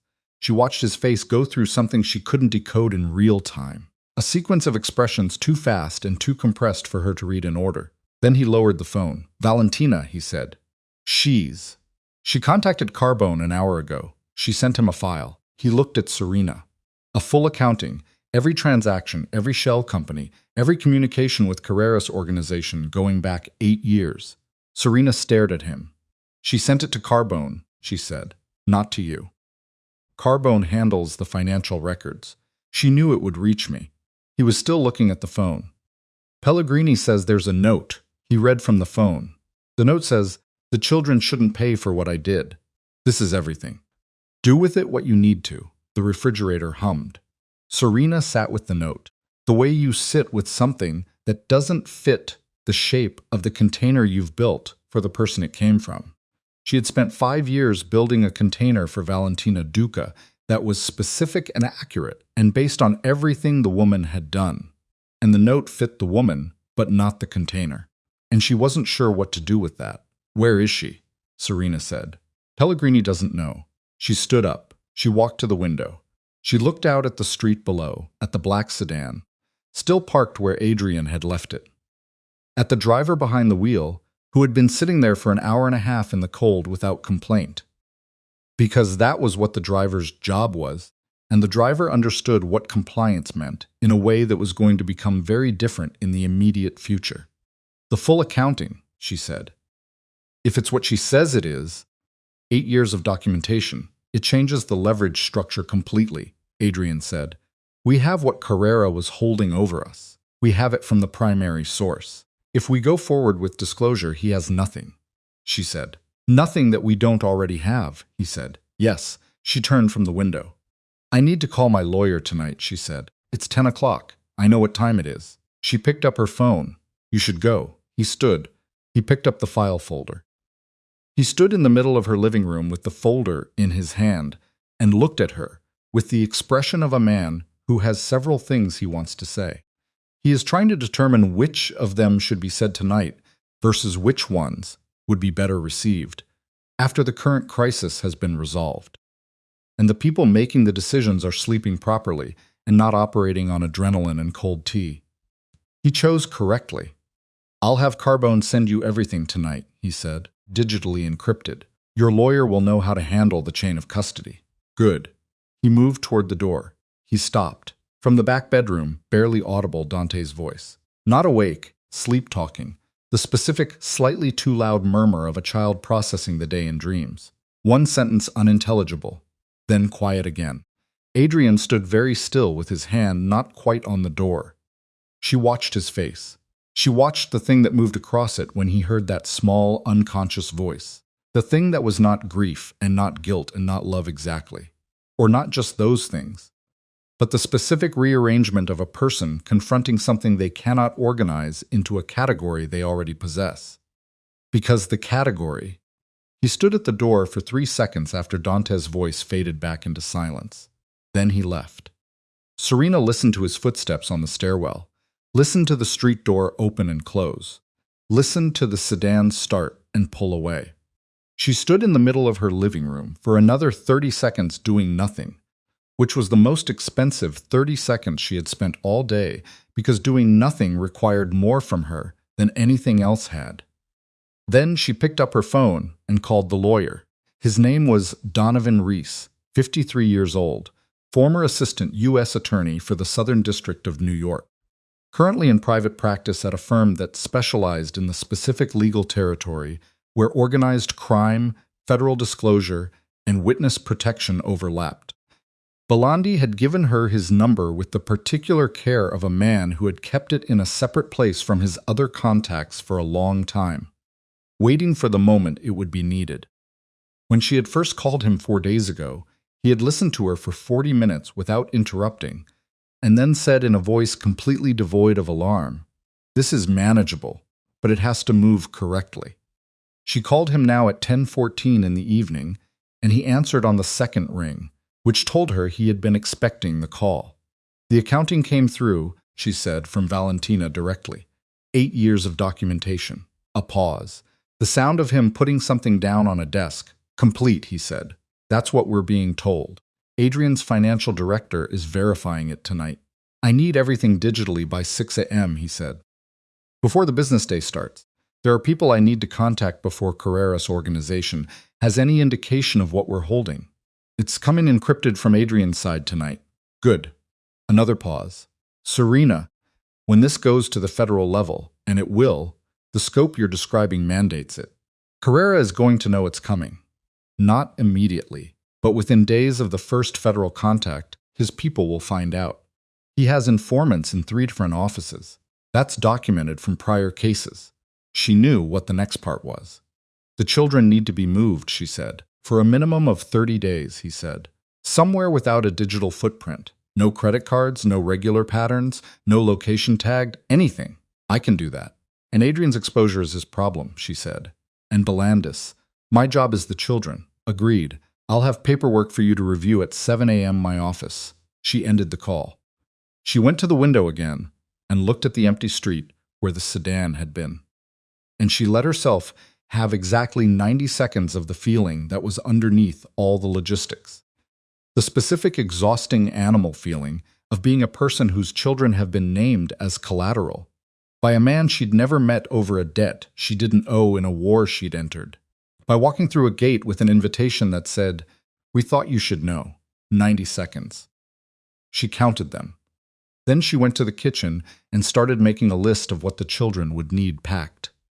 The next 72 hours moved the way crisis time always moves. Compressed and elastic simultaneously, each hour containing more events than hours normally hold. And yet the spaces between the events somehow long and strange, filled with the particular quality of waiting that comes when you are doing everything correctly, and the outcome is still not guaranteed. Reese met with his federal contacts at 7 a.m. Friday. By noon, he had a preliminary agreement on the table. Protected disclosure, cooperation status, immunity for Serena and the children from any prosecution related to Duca family activities.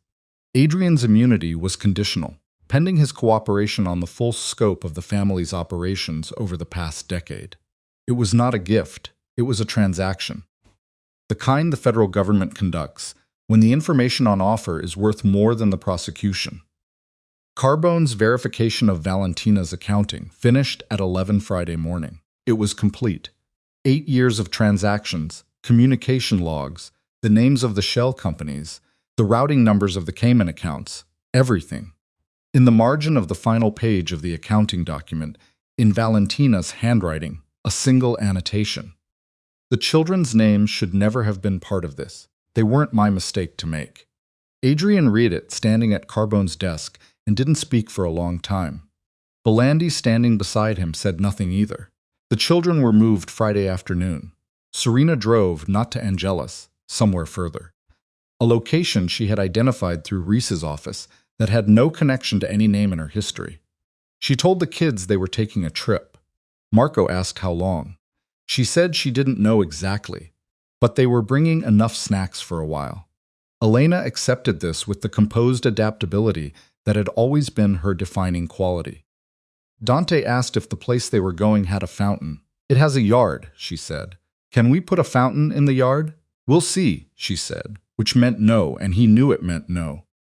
And he looked out the window with the expression of a person filing a grievance for future reference. She didn't cry until they were on the highway, and all three of them had fallen asleep, because the motion of the car did that to them, and always had. And she was looking at the road ahead, and she could see all three of their faces in the rear-view mirror in the particular configuration they made when they were asleep in a car. Marco with his chin dropped to his chest, Elena with her head against the window, Dante perfectly upright as if even in sleep he was paying attention.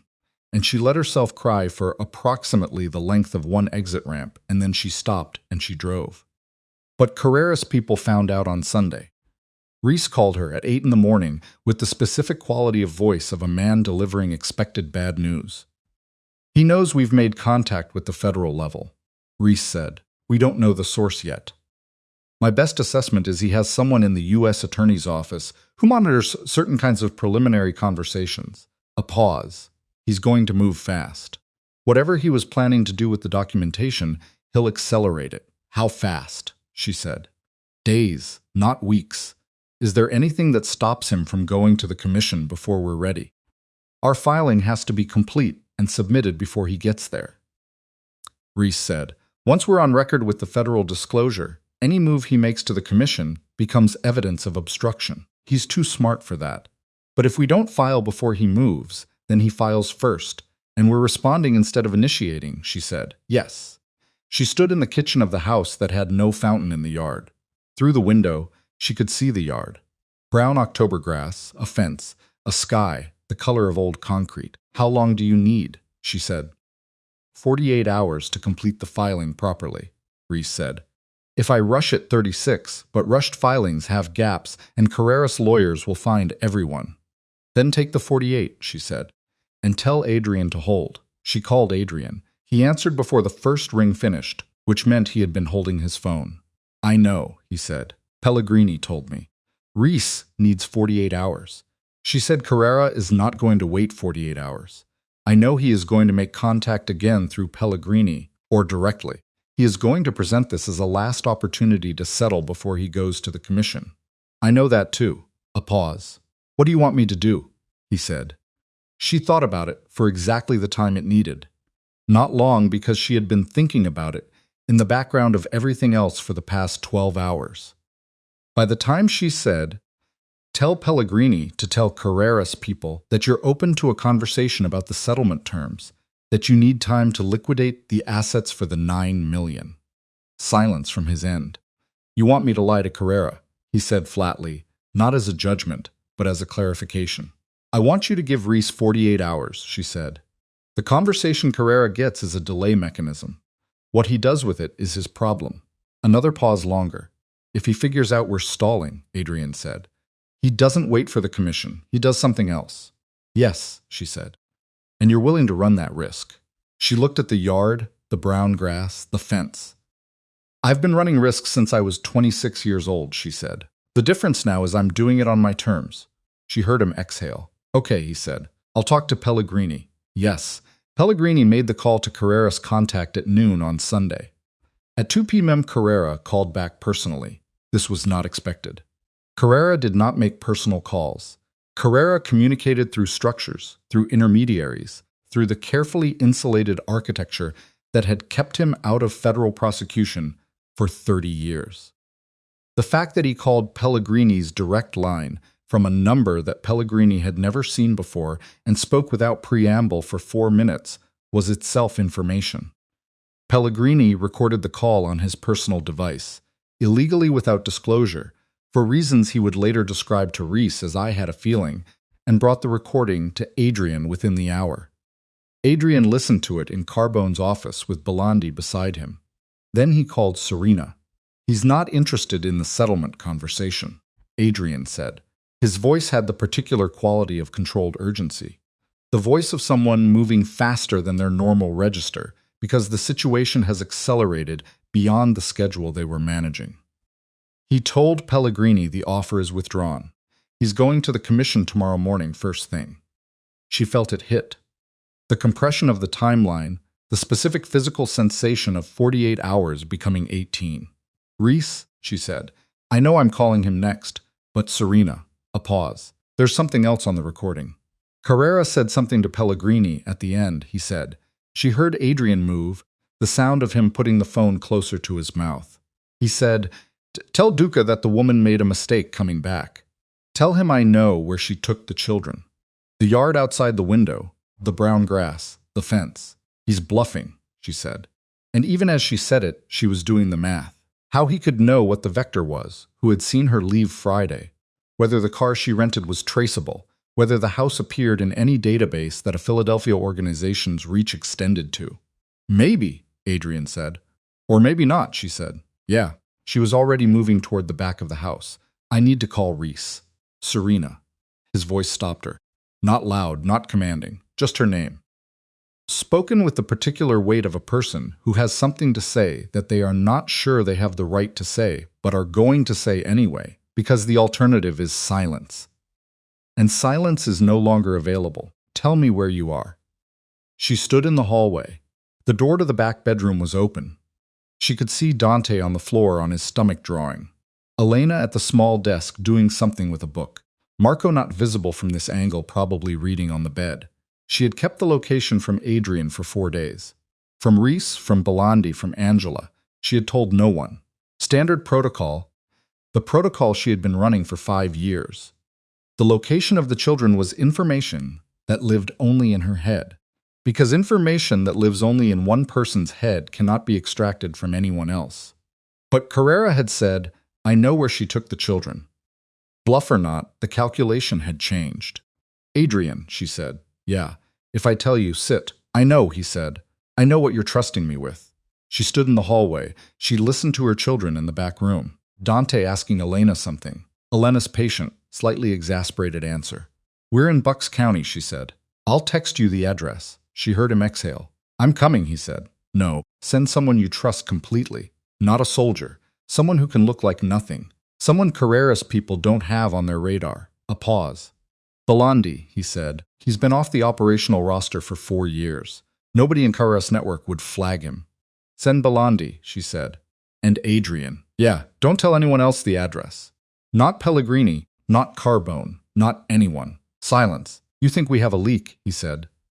"Carrera knew we made federal contact within 48 hours of the first conversation," she said. "Reese's office is clean. He verified that 2 years ago after a prior case. The federal office has known problems, which means the vector for Carrera's information is either the federal side or ours." She paused. "And if it's ours, it's someone with access to operational conversations."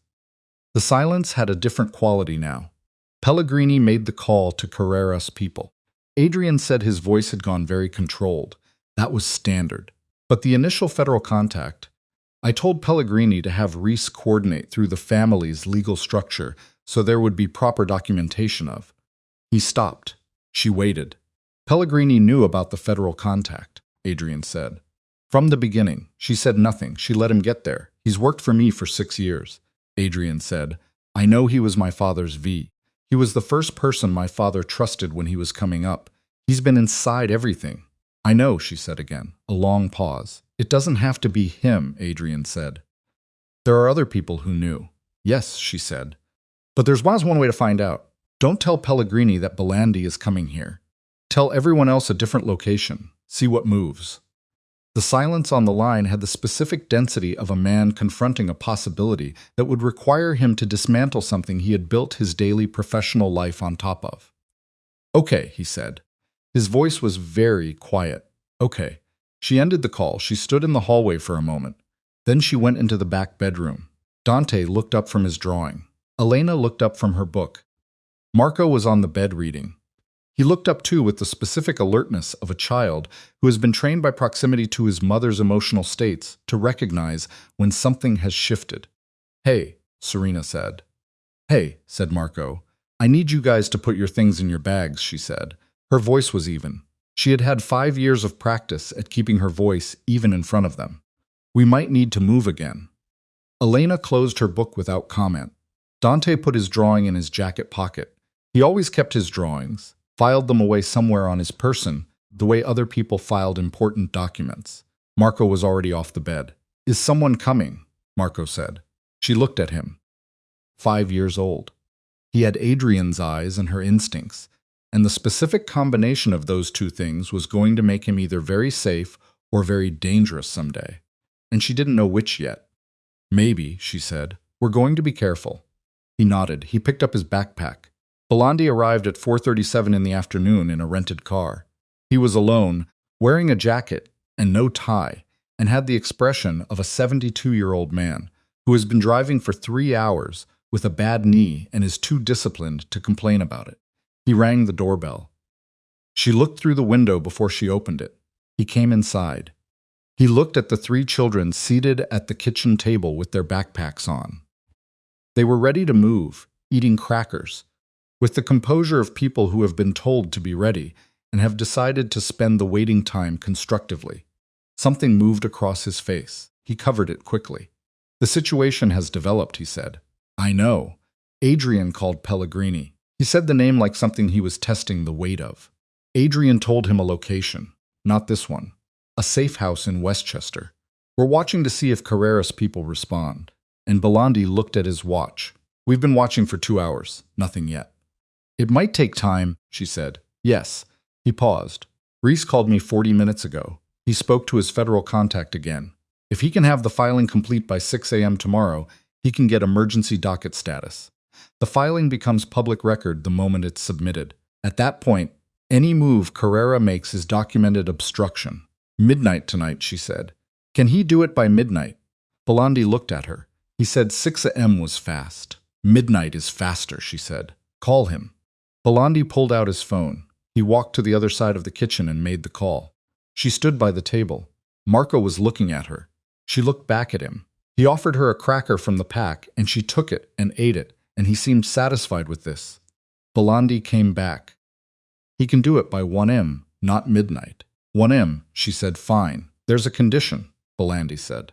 "The federal contact wants Adrien to be reachable by phone from midnight through the filing. Direct line, personal phone, available to respond to any clarification requests immediately. Gap in availability, and they pushed to 6 a.m. She nodded. She texted Adrien. "Available by phone midnight to 1 a.m. No gaps. Reese will call directly." His response came back in under 30 seconds. "Understood." She looked at the message for a moment. The speed of the response, the single word. She put the phone down. At the table, Dante was drawing again. He had produced a pen from somewhere and was drawing on a paper bag he had found. She didn't ask about the pen. She had learned to choose her battles at the level of specificity where the battles actually mattered. "What happens now?" Marco said. He was addressing Belandi, which surprised her. He had identified in the way that perceptive children identify things, without being told that the old man with the white hair was someone who had information. Belandi looked at him. A long moment passed between them, the 72-year-old consigliere and the 5-year-old child with the blue eyes. And then Belandi pulled out a chair and sat down at the table with a deliberateness that suggested this was a considered choice rather than a convenience. "Now we wait," Belandi said, "and we're careful." Marco considered this. "What are we being careful about?" "Who knows where we are?" Belandi said. Marco nodded. He looked at Serena. "You told Dad where we are." She looked at him. "It's okay," he said. He wasn't reassuring her. He was stating a position. The position of a 5-year-old who had just processed a piece of information and arrived at a judgment about it. "I think that was okay." She put her hand on the back of his head briefly, the way she always did when she didn't want to lie and couldn't say everything. "Yeah," she said. "I think so, too." The text from Adrien came at 9:47 p.m. Westchester Safe House had a visitor. 2 cars, Carreras people. They left when they found it empty. Pellegrini got a call 20 minutes later asking why the location was wrong. He said he didn't know what they were talking about. She read it standing in the kitchen while Belandi sat in the living room. The children were asleep, and she had gotten them down at 8. Beds made up from the house's linen closet. The swimming dog book read twice because Dante had claimed he hadn't heard the first reading properly. She typed back, "It's him." Then, "I know." She put the phone on the counter. She stood in the kitchen and felt the full weight of what Adrien was holding right now. The knowledge that the man who had been the first person his father trusted, who had been inside everything for 6 years, who had made calls and attended meetings and been present for every significant conversation in the operational structure of the Duca family was the vector. He was the set of ears that Carrera had inside the organization. He was the reason Carrera had known about the federal contact within 48 hours and had known or claimed to know where she had taken the children. She thought about the recording Pellegrini had made of Carrera's call, the one he had brought to Adrien within the hour. She thought about that. She picked up her phone. The recording Pellegrini made of Carrera's call, she typed. Why would he record it and bring it to you? The typing indicator appeared, disappeared, appeared again. Then, control the information. He knew he'd find out anyway when the Westchester house was visited. Better to be the one who delivers the bad news than to be caught. She stared at the message, or she typed, to make sure the recording was the version of the call you heard. A longer pause this time. Then Adrien's message came through, and it was not words. It was a phone number, and below it 2 words. Call this. She called it. It rang twice. A woman answered. Young, professional, clipped. This is Reese's associate, the woman said. Mr. Reese asked me to be available for your call. We have a problem with the filing timeline. Serena's chest went cold. What problem? She said. Someone filed a preemptive motion with the commission 40 minutes ago. The woman said, anonymous filing, but it references the Duca succession documentation specifically. It's designed to trigger a commission review before our federal filing goes in. A pause. Mr. Reese believes it was filed using information from within the preliminary federal contacts, someone who knew the specific language of our filing before it was complete. Pellegrini had been copied on Reese's preliminary documentation. Standard procedure, the family's legal structure, proper documentation. She stood in the kitchen with the phone in her hand, and she felt the room tilt in the specific way that rooms tilt when the ground you thought you were standing on turns out to be one layer above the actual floor. How long? She said. The commission convenes an emergency session at 8 a.m., the woman said. If we're not filed before then. Can you file tonight? Serena said. Right now. Incomplete if necessary. A pause. An incomplete filing establishes priority. Serena said. Reese said once we're on record, any move Carrera makes becomes obstruction. Does that apply to an incomplete filing? A longer pause. I need to ask Mr. Reese. Ask him now, Serena said. I'll hold. She heard the woman move, heard the muffled sound of a hand over a phone, heard voices. She stood in the kitchen with the phone pressed to her ear, and she breathed through her nose. She counted the seconds the way she had counted on the sidewalk in the October cold, not because counting helped, but because it gave the waiting somewhere to live. 41 seconds. The woman came back. Mr. Reese says yes. A time-stamped preliminary filing establishes priority. We can supplement it with the complete documentation within 24 hours under emergency docket rules. A pause. He needs 15 minutes to prepare the preliminary. He has 10, Serena said. She ended the call. She called Adrien. He answered immediately. I heard, he said. Reese called me. Pellegrini has to be out of contact for the next 3 hours, she said. I don't care how you do it. He cannot make any calls, cannot send any messages, cannot contact Carrera's people, or the commission or anyone else. A beat. That's I'd be detaining him without. Adrien. Her voice came out sharp. Your children are in a house in Bucks County, and a man in Philadelphia told you he knows where they are. I need Pellegrini out of contact for 3 hours. Silence. Then, done. And I need you on the phone with Reese for the next hour, whatever he needs. I'm already here, he said. Serena, not now, she said. After. We'll talk after. She hung up. She stood in the kitchen.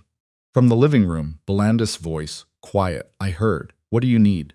She walked to the doorway. He was already on his feet, 72 years old, and a bad knee, and the absolute steadiness of a man who has been in enough rooms at enough consequential moments to understand that steadiness is the most useful thing available.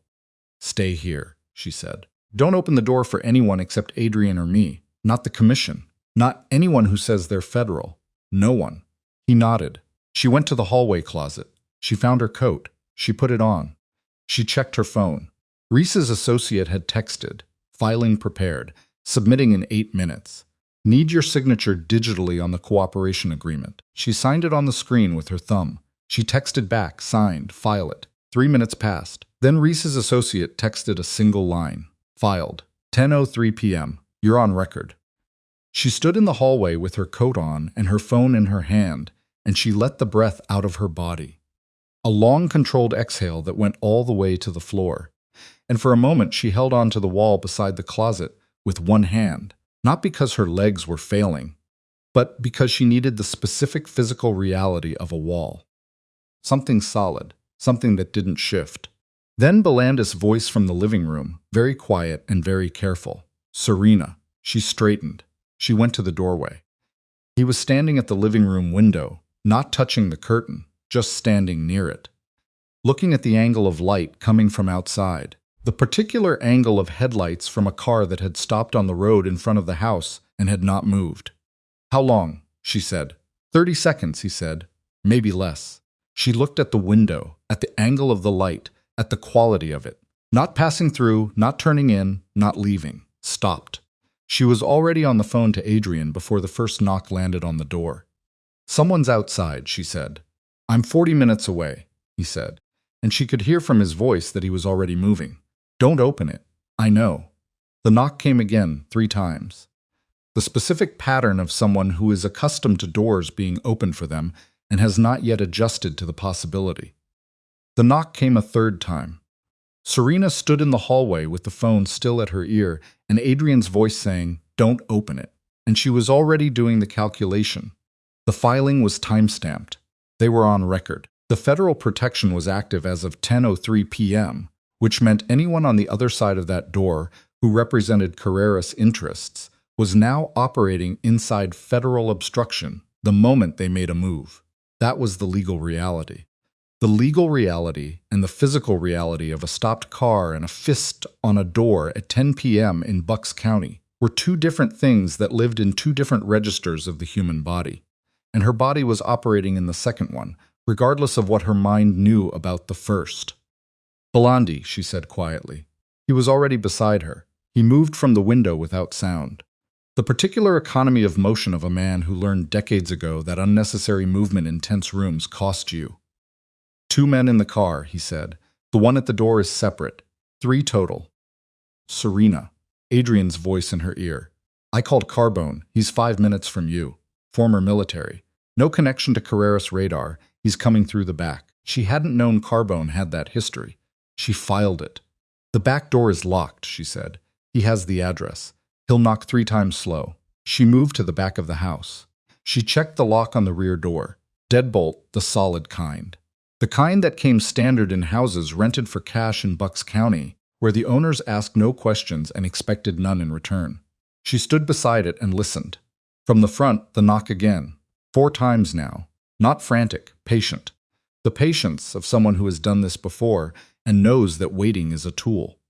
Then a voice muffled through the door. "Mrs. Moretti, we're not here to cause a problem. We just need 5 minutes." Belandi appeared at the end of the hallway. He shook his head once. The headshake of a man who has heard this specific sentence in this specific register before and knows what it means and what it doesn't mean. She didn't answer the front door. 50 seconds later, 3 slow knocks at the back. She opened it. Carbone was a compact man, 50-some, with a face that had been rearranged at some point in the past and had healed at a slightly different angle than it had started. He was wearing dark clothes and carrying nothing visible, which told her the not visible part of the picture. He came inside without speaking. He looked at her, looked at Belandi, looked at the front hallway. "1 at the door," she said quietly. 2 in the car on the street. He nodded. He moved to the front hallway and stood to the side of the door, not in front of it. "This is a federal matter now," she said, primarily to herself. "They can't do anything." Carbone looked at her with the expression of a man who has extensive experience with the gap between what people can legally do and what they do. She took his point. From the back bedroom, a sound, not a voice, just movement, one of the children shifting. She moved down the hallway and looked in. All 3 asleep or returned to sleep. Dante had pulled his jacket over himself as an additional blanket, which he always did when he was cold, and which told her the temperature in the room had dropped while she wasn't paying attention. She pulled the bedroom door mostly closed. She went back to the hallway, the voice from the front again. "Mrs. Moretti, Mr. Carrera wants you to understand that the filing you made tonight doesn't change his position. He'd like an opportunity to explain his perspective directly. Carbone looked at her. He raised his eyebrows slightly, which in context meant, "Your call." She thought about it for 4 seconds. Then she walked to the front door and said through it without opening it, "My lawyer filed with the federal court at 10:03 tonight. Any contact you make with me or my children from this point is documented federal obstruction. I'd recommend you call whoever sent you and let them know." A long pause from the other side, then the sound of footsteps on the porch, moving away. She stood at the door and listened. The footsteps reached the path, then the sound of a car door. 1, then 2, then 3. The engine starting. The sound of it pulling away. Not fast, measured. The departure of people who are leaving because the math has changed rather than because they've been defeated. She stood at the door until the sound was gone entirely. Then she put her back against it and slid down at approximately 6 inches before she caught herself and stood back up straight. Carbone looked at her. Belandi looked at her. "I'm fine," she said. Neither of them said anything, which was the correct response. Adrien arrived at 11:22. He came through the back door the way Carbone had, alone, having left his driver 2 streets over. He came into the kitchen, and he looked at Serena, and he looked at Carbone and Belandi, and he looked at the state of the house. Bags by the door, coats on the hooks. The particular arranged readiness of people who have spent the last 2 hours prepared to move. He processed all of it in about 4 seconds. "They left," she said. "I know. Carbone called me." He moved to the table and sat down. He had the look of a man who has been running on the wrong fuel for 4 days and has just discovered that the fuel ran out approximately 40 minutes ago and he's been running on fumes without knowing it. "Pellegrini is with 2 of my people." "He's not." Adrien stopped. He hasn't admitted anything, but he's not denying the calls either. The timing of the Westchester visit is enough. Belandi sat down across from him. Carbone stood near the back door. His presence in the room had the quality of a closed parenthesis. The threat was managed. The function was complete. He was now simply present until he was needed or dismissed. "The commission meeting is at 8 a.m., Belandi said. "Carrera's preemptive filing will be on the table. Reese's filing is already on record," Serena said. "He said the commission operates under its own rules," Belandi said. He wasn't correcting her, just clarifying. "Federal filing establishes federal priority, but the commission will still convene. They'll still hear Carrera's filing. The question is what they do with it when our documentation is already in federal hands. Which is where Carrera's calculation breaks down," Adrien said. He was looking at the table. He needed to get there first. He didn't. "His lawyers will argue the commission has independent jurisdiction," Belandi said, "and the commission will use it. But Carrera going after a federal case in progress. That's not something the commission wants to be adjacent to. They've survived this long by maintaining distance from federal action." He looked up.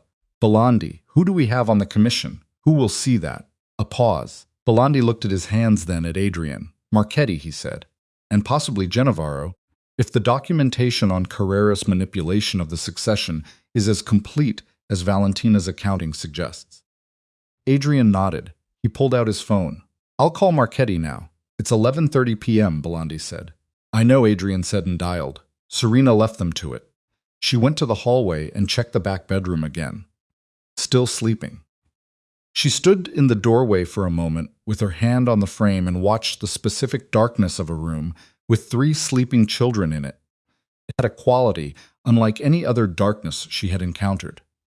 Something to do with the sound of 3 different breathing patterns, finding their own rhythms in the same space. She went back to the kitchen. Adrien was on the phone speaking quietly. She got a glass of water and drank it and stood at the counter. Carbone had moved to the living room. He was at the window doing what Belandi had done earlier, monitoring the street from the angle of the curtain without touching it. Belandi looked at her from across the table. She called again. He said quietly while Adrien was occupied with the phone, "Valentina, 2 hours ago, she called my personal line." Serena looked at him. "She wanted to know if the children were safe," he said. "What did you tell her?" "That they were." He paused. "She asked me to tell you something." Serena waited. She said, "Tell her I know the accounting doesn't fix it. Tell her I know that." But it was the only thing I had left that was worth anything. The kitchen was quiet. Serena looked at the glass in her hand. The water was gone. She set the glass down on the counter with the particular care of someone moving slowly, because moving slowly is the only thing available when everything else is out of their control. She didn't say anything. Belandi didn't press it. He understood. She could see that he understood that this was not a moment that required a response. It was a moment that required being held somewhere, and held differently than forgiveness, and differently than absolution, and differently than the satisfaction she had imagined for 5 years when she thought about Valentina Duca finally losing everything.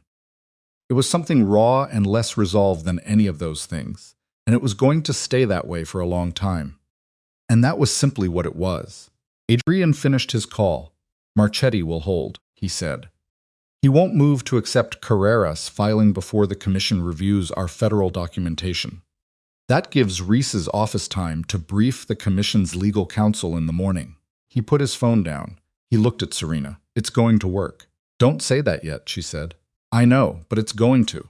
She looked at him, at this man who had been dismantling and reassembling his understanding of the last 8 years of his life in real time over the past 4 days, while simultaneously managing an organizational crisis and a federal coordination and the discovery of a traitor inside his own structure, and the existence of 3 children he hadn't known about and now couldn't stop thinking about. He looked like the weight of all of it had settled into his bones, and he was carrying it without pretending it was light, which was the most honest she had seen him be about anything in the time she had known him. "Go check on them," she said. He looked at her. "The bedroom is at the end of the hall," she said. "Don't wake them. Just go look." He stood up from the table slowly. He walked to the hallway. She heard his footsteps. Quiet, careful.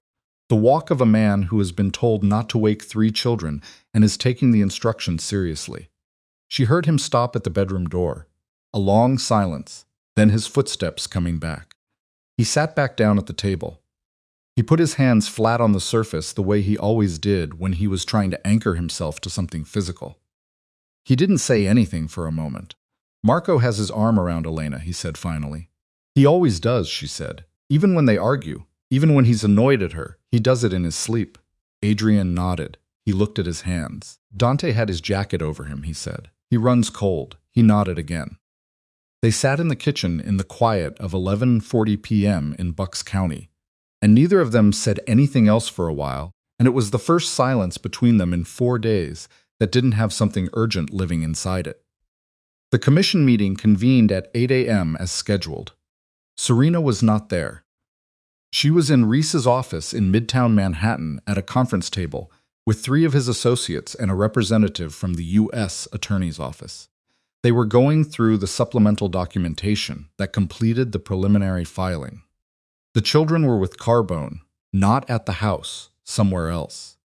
A location known only to Carbone and Serena, and which he had not shared with Adrien. Not because she distrusted him now, but because the habit of protecting that information was 5 years old, and she was not going to break it until the commission meeting was over.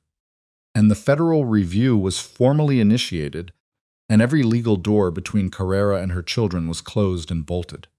The meeting lasted 4 hours. She got the first call from Belandi at 12:17.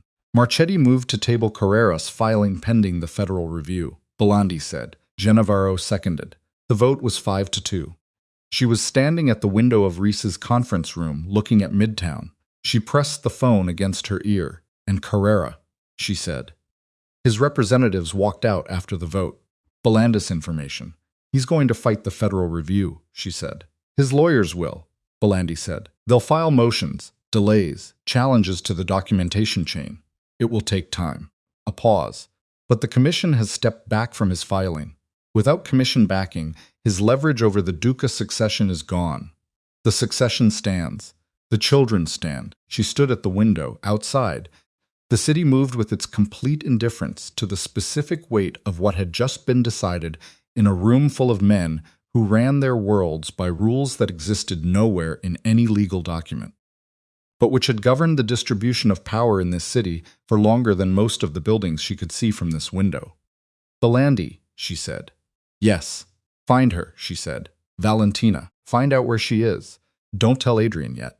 Just find out. A pause. Why? She thought about the note, the accounting document, and the single annotation in the margin.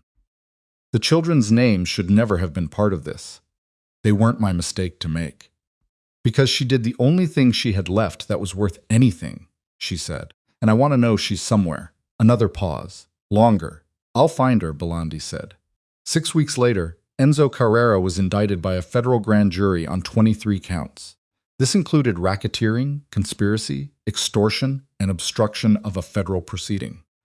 The indictment was built substantially on the documentation Valentina Duca had provided and the corroborative records from the Duca family's cooperation agreement. It was the most significant organized crime indictment in the northeastern United States in 11 years.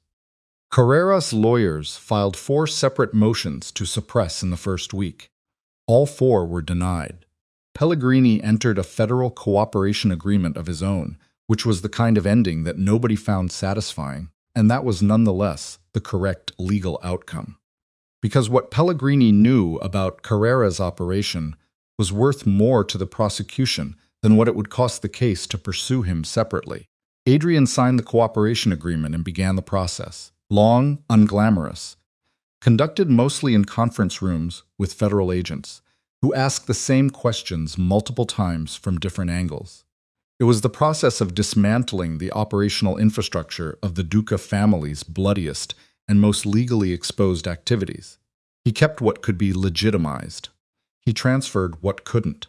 The men who had been loyal to the organization for decades were given the choice between cooperation and exposure. Most chose cooperation, which was also a kind of ending that nobody found satisfying. The estate in Westchester was sold.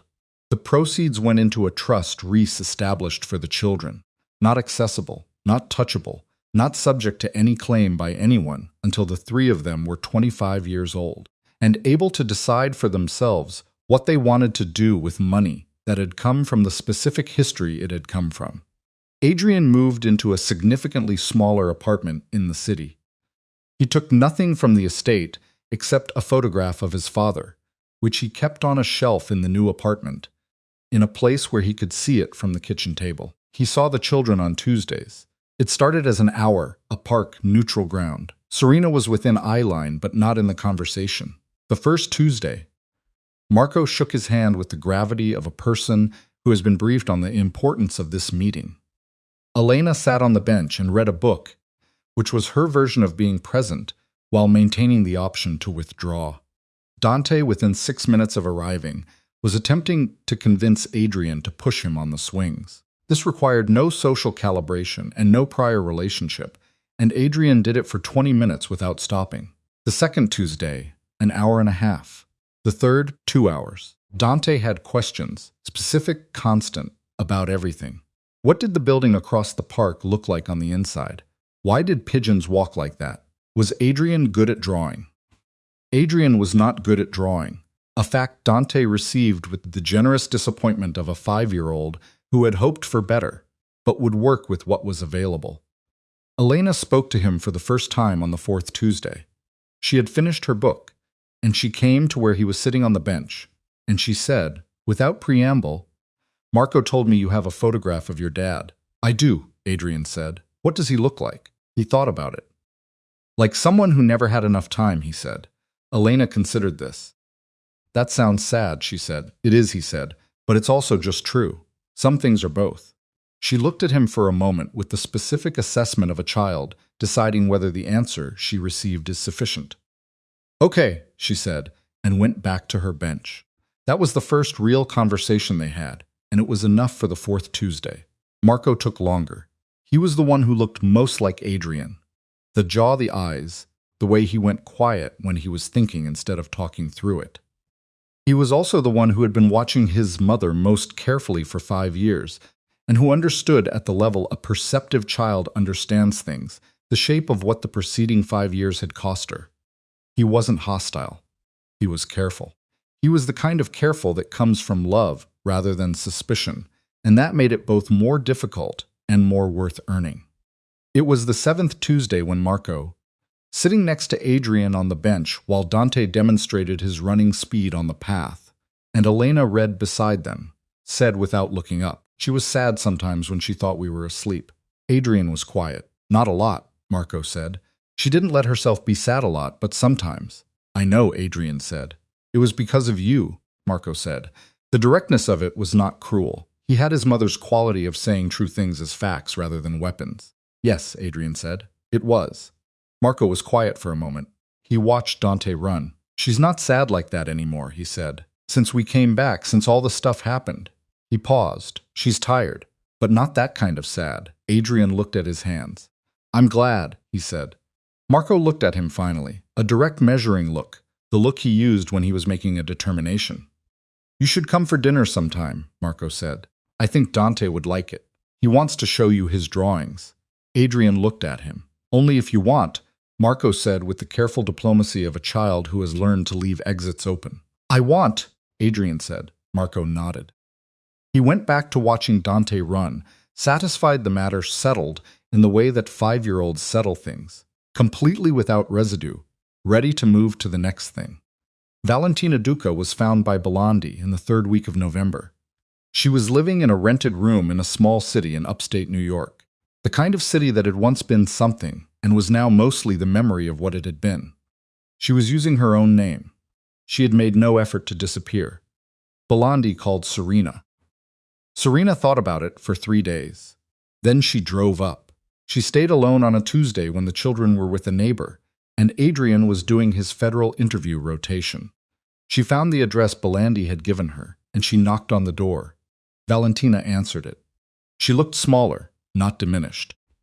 That wasn't the right word, because the quality that Valentina Duca had always projected, the thing that made rooms rearrange themselves around her, was still present in some residual form, but contained now, turned inward, the way a fire looks when it's been burning for a long time without fuel. She looked at Serena. She stepped back from the door. Serena came in. The room was clean and almost empty. A bed, a chair, a small table with a lamp, a single bag in the corner. No photographs on the walls.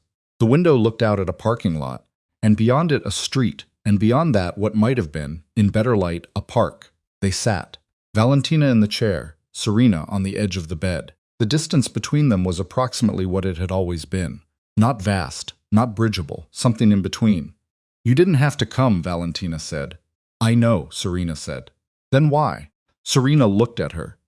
At this woman who had chosen her for her dispensability, who had falsified a medical report and handed a separation agreement to a 26-year-old who was already pregnant and alone, who had sent an invitation with 3 words at the bottom and set the whole mechanism in motion, who had then at the last possible moment sent an accounting document to a man named Carbone with a note in the margin that said, "The children's names should never have been part of this, because I needed to see that you were somewhere," Serena said. Not suffering, not punished, just somewhere.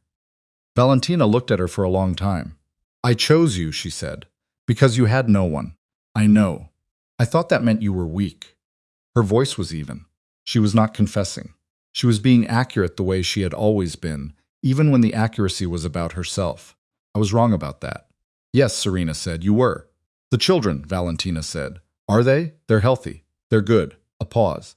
Dante wants a fountain in every yard he's ever in. Something moved across Valentina's face. Brief, unbidden. The flicker of something that was too specific and too sudden to be manufactured. He sounds like Adrien at that age, she said. Adrien wanted a horse. Serena sat with that for a moment, the image of it. Adrien at 5 wanting a horse. I'm not going to tell you it's okay, Serena said. What you did, it's not okay, and it's not going to become okay. I know, but the accounting you sent, the documentation that mattered. It mattered to the case and it mattered to the children's safety. She paused. I wanted to tell you that directly. Valentina nodded, a single nod, the same economy she had always had, but without the weight of authority behind it now. Just a nod. How is he? Valentina said. She didn't say the name. Working, Serena said. Cooperating, doing what needs doing. She looked at the window. He kept the photograph of your husband. Valentina was quiet for a long moment. He was a better man than people knew, she said. His father. She paused. I made him something smaller to protect him, and I made Adrien something harder to make him strong, and somewhere in that eye, she stopped. The sentence didn't need finishing. It had a shape, even incomplete. Serena stood up. Valentina looked up at her. "If you want to see them," Serena said. "Someday when things are settled, when the legal review is done and everyone has had time," she stopped. She was not making a promise. She was indicating a direction. It would be their choice, not mine, not Adrien's, theirs. She paused, but I won't prevent them from making it. Valentina held her gaze. "That's more than I deserve," she said. "I know," Serena said. "I'm not doing it for you." She walked to the door. She opened it. The November air came in, cold, carrying the specific smell of a city that had weathered a lot of seasons and was prepared to weather more. She stopped at the threshold.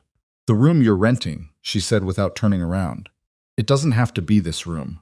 She left. She drove back in the dark, the highway empty, the city assembling itself in lights on the horizon ahead of her. She drove without music, which was what she did when she needed the inside of her own head to be loud enough to hear. She was not at peace. She did not expect to be, not yet. Maybe not for a long time. Peace was a thing you built slowly from the materials left after the storm. And the storm had only been over for 6 weeks. And 6 weeks was nothing. 6 weeks was the beginning of the beginning. But she was moving towards something, rather than away from something, for the first time in 5 years. And that was a different quality of motion, entirely. The first dinner happened on a Saturday in early December. Adrien came at 6 o'clock. He brought food he had cooked himself, not ordered, cooked, which Serena hadn't expected, and which told her something she filed away, without comment. He arrived at the door with 2 bags, and the uncertain expression of a man who has prepared something and is not entirely sure it's good enough, but has committed to it regardless. Dante opened the door before he knocked. "You're here," Dante said with the uncomplicated satisfaction of someone whose expectation has been met. "I'm here," Adrien said. Dante grabbed one of the bags. He looked inside it with the focused assessment of a food critic conducting a review. "What's this? Pasta and bread and something for after. What's the after thing? You'll see." Dante considered whether this was acceptable. He decided it was. He carried the bag to the kitchen with the careful importance of a child entrusted with something significant. Elena appeared in the hallway, book in hand. She looked at Adrien with the measuring expression that was her default mode in any new configuration of a familiar person. "You're on time," she said. "I tried to be," he said. She nodded. She went back down the hallway, then stopped. "The pasta better not have mushrooms," she said to the hallway rather than to him, and disappeared into the back room. "No mushrooms," he called after her. Serena came out of the kitchen. She looked at him. He looked at her. The specific loaded, complicated look of 2 people standing at the beginning of something that neither of them is able to name yet, and both of them can feel. "Come in," she said. He came in. Marco was at the kitchen table already examining the second bag with the systematic thoroughness he applied to everything. He looked up when Adrien came in, and he gave him the nod. The serious adult nod that was entirely his own invention and which Serena had never been able to trace to any specific source. "Hi," Marco said. "Hey," Adrien said. "Wash your hands," Marco said. "We're about to eat." Adrien looked at Serena. The corner of his mouth moved. He went to the kitchen sink and washed his hands. They ate at the small table, the 5 of them, which required one of the chairs from the living room to be brought in, and which meant everyone was slightly closer than the table was designed for, elbows occasionally making contact with elbows. The bread passed back and forth over the children's heads. Dante talked for approximately 70% of the meal.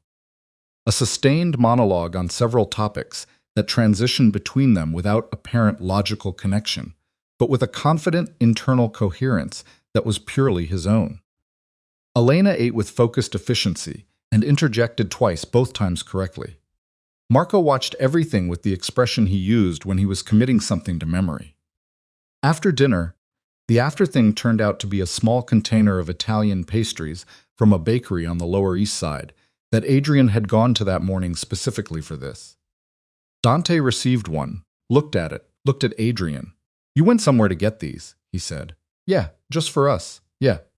Dante looked at the pastry. He looked at Adrien. Some internal accounting happened behind his eyes. "Okay," he said, and ate it. Later, when the kids were in the bath, a process that generated the specific level of noise and occasional water-related incident that it always did. Serena stood at the kitchen sink washing dishes, and Adrien stood beside her drying them. He had offered to do this, and she had let him. And for a while, neither of them said anything. "Marco asked me to come to dinner," he said. "I know. He told me. Did you tell him to?" "No," she said. He dried a plate, set it on the counter. "I know this isn't." He stopped, tried again. "I know what this is. What it can be right now. I'm not asking for more than what it is." She looked at the water. "Good." "But Serena," he set the dish towel down. He turned to look at her profile. The sight of her face, her hands in the water, the specific quality of her stillness, which he had come to understand over the past 6 weeks, was not absence, but presence. The presence of someone who has learned to take up exactly the space they need and no more. "I want you to know that I understand what the last 5 years were. What you carried, what you built." He paused. "I'm not going to spend the rest of my life making speeches about it, but I wanted to say it once clearly, so you know I know." She was quiet for a moment. "Okay," she said. "Okay. Yes." She looked at him. "Okay." From the bathroom, Dante's voice elevated, explaining something about the correct way to rinse shampoo that seemed to be directed at Elena, who was responding with patient contempt. Marco's voice lower, moderating. Adrien looked toward the hallway. "Is this always what it's like?" he said. "This is a quiet night," she said. He picked up the dish towel again. He dried the next dish. The sound from the bathroom continued, reaching some kind of resolution, the voices descending from elevated to merely energetic. "Good," he said. And he meant it, and she could hear that he meant it. And that was enough for this night. The city outside the window did what it always did. Indifferent, constant, carrying its own enormous weight through its own enormous dark.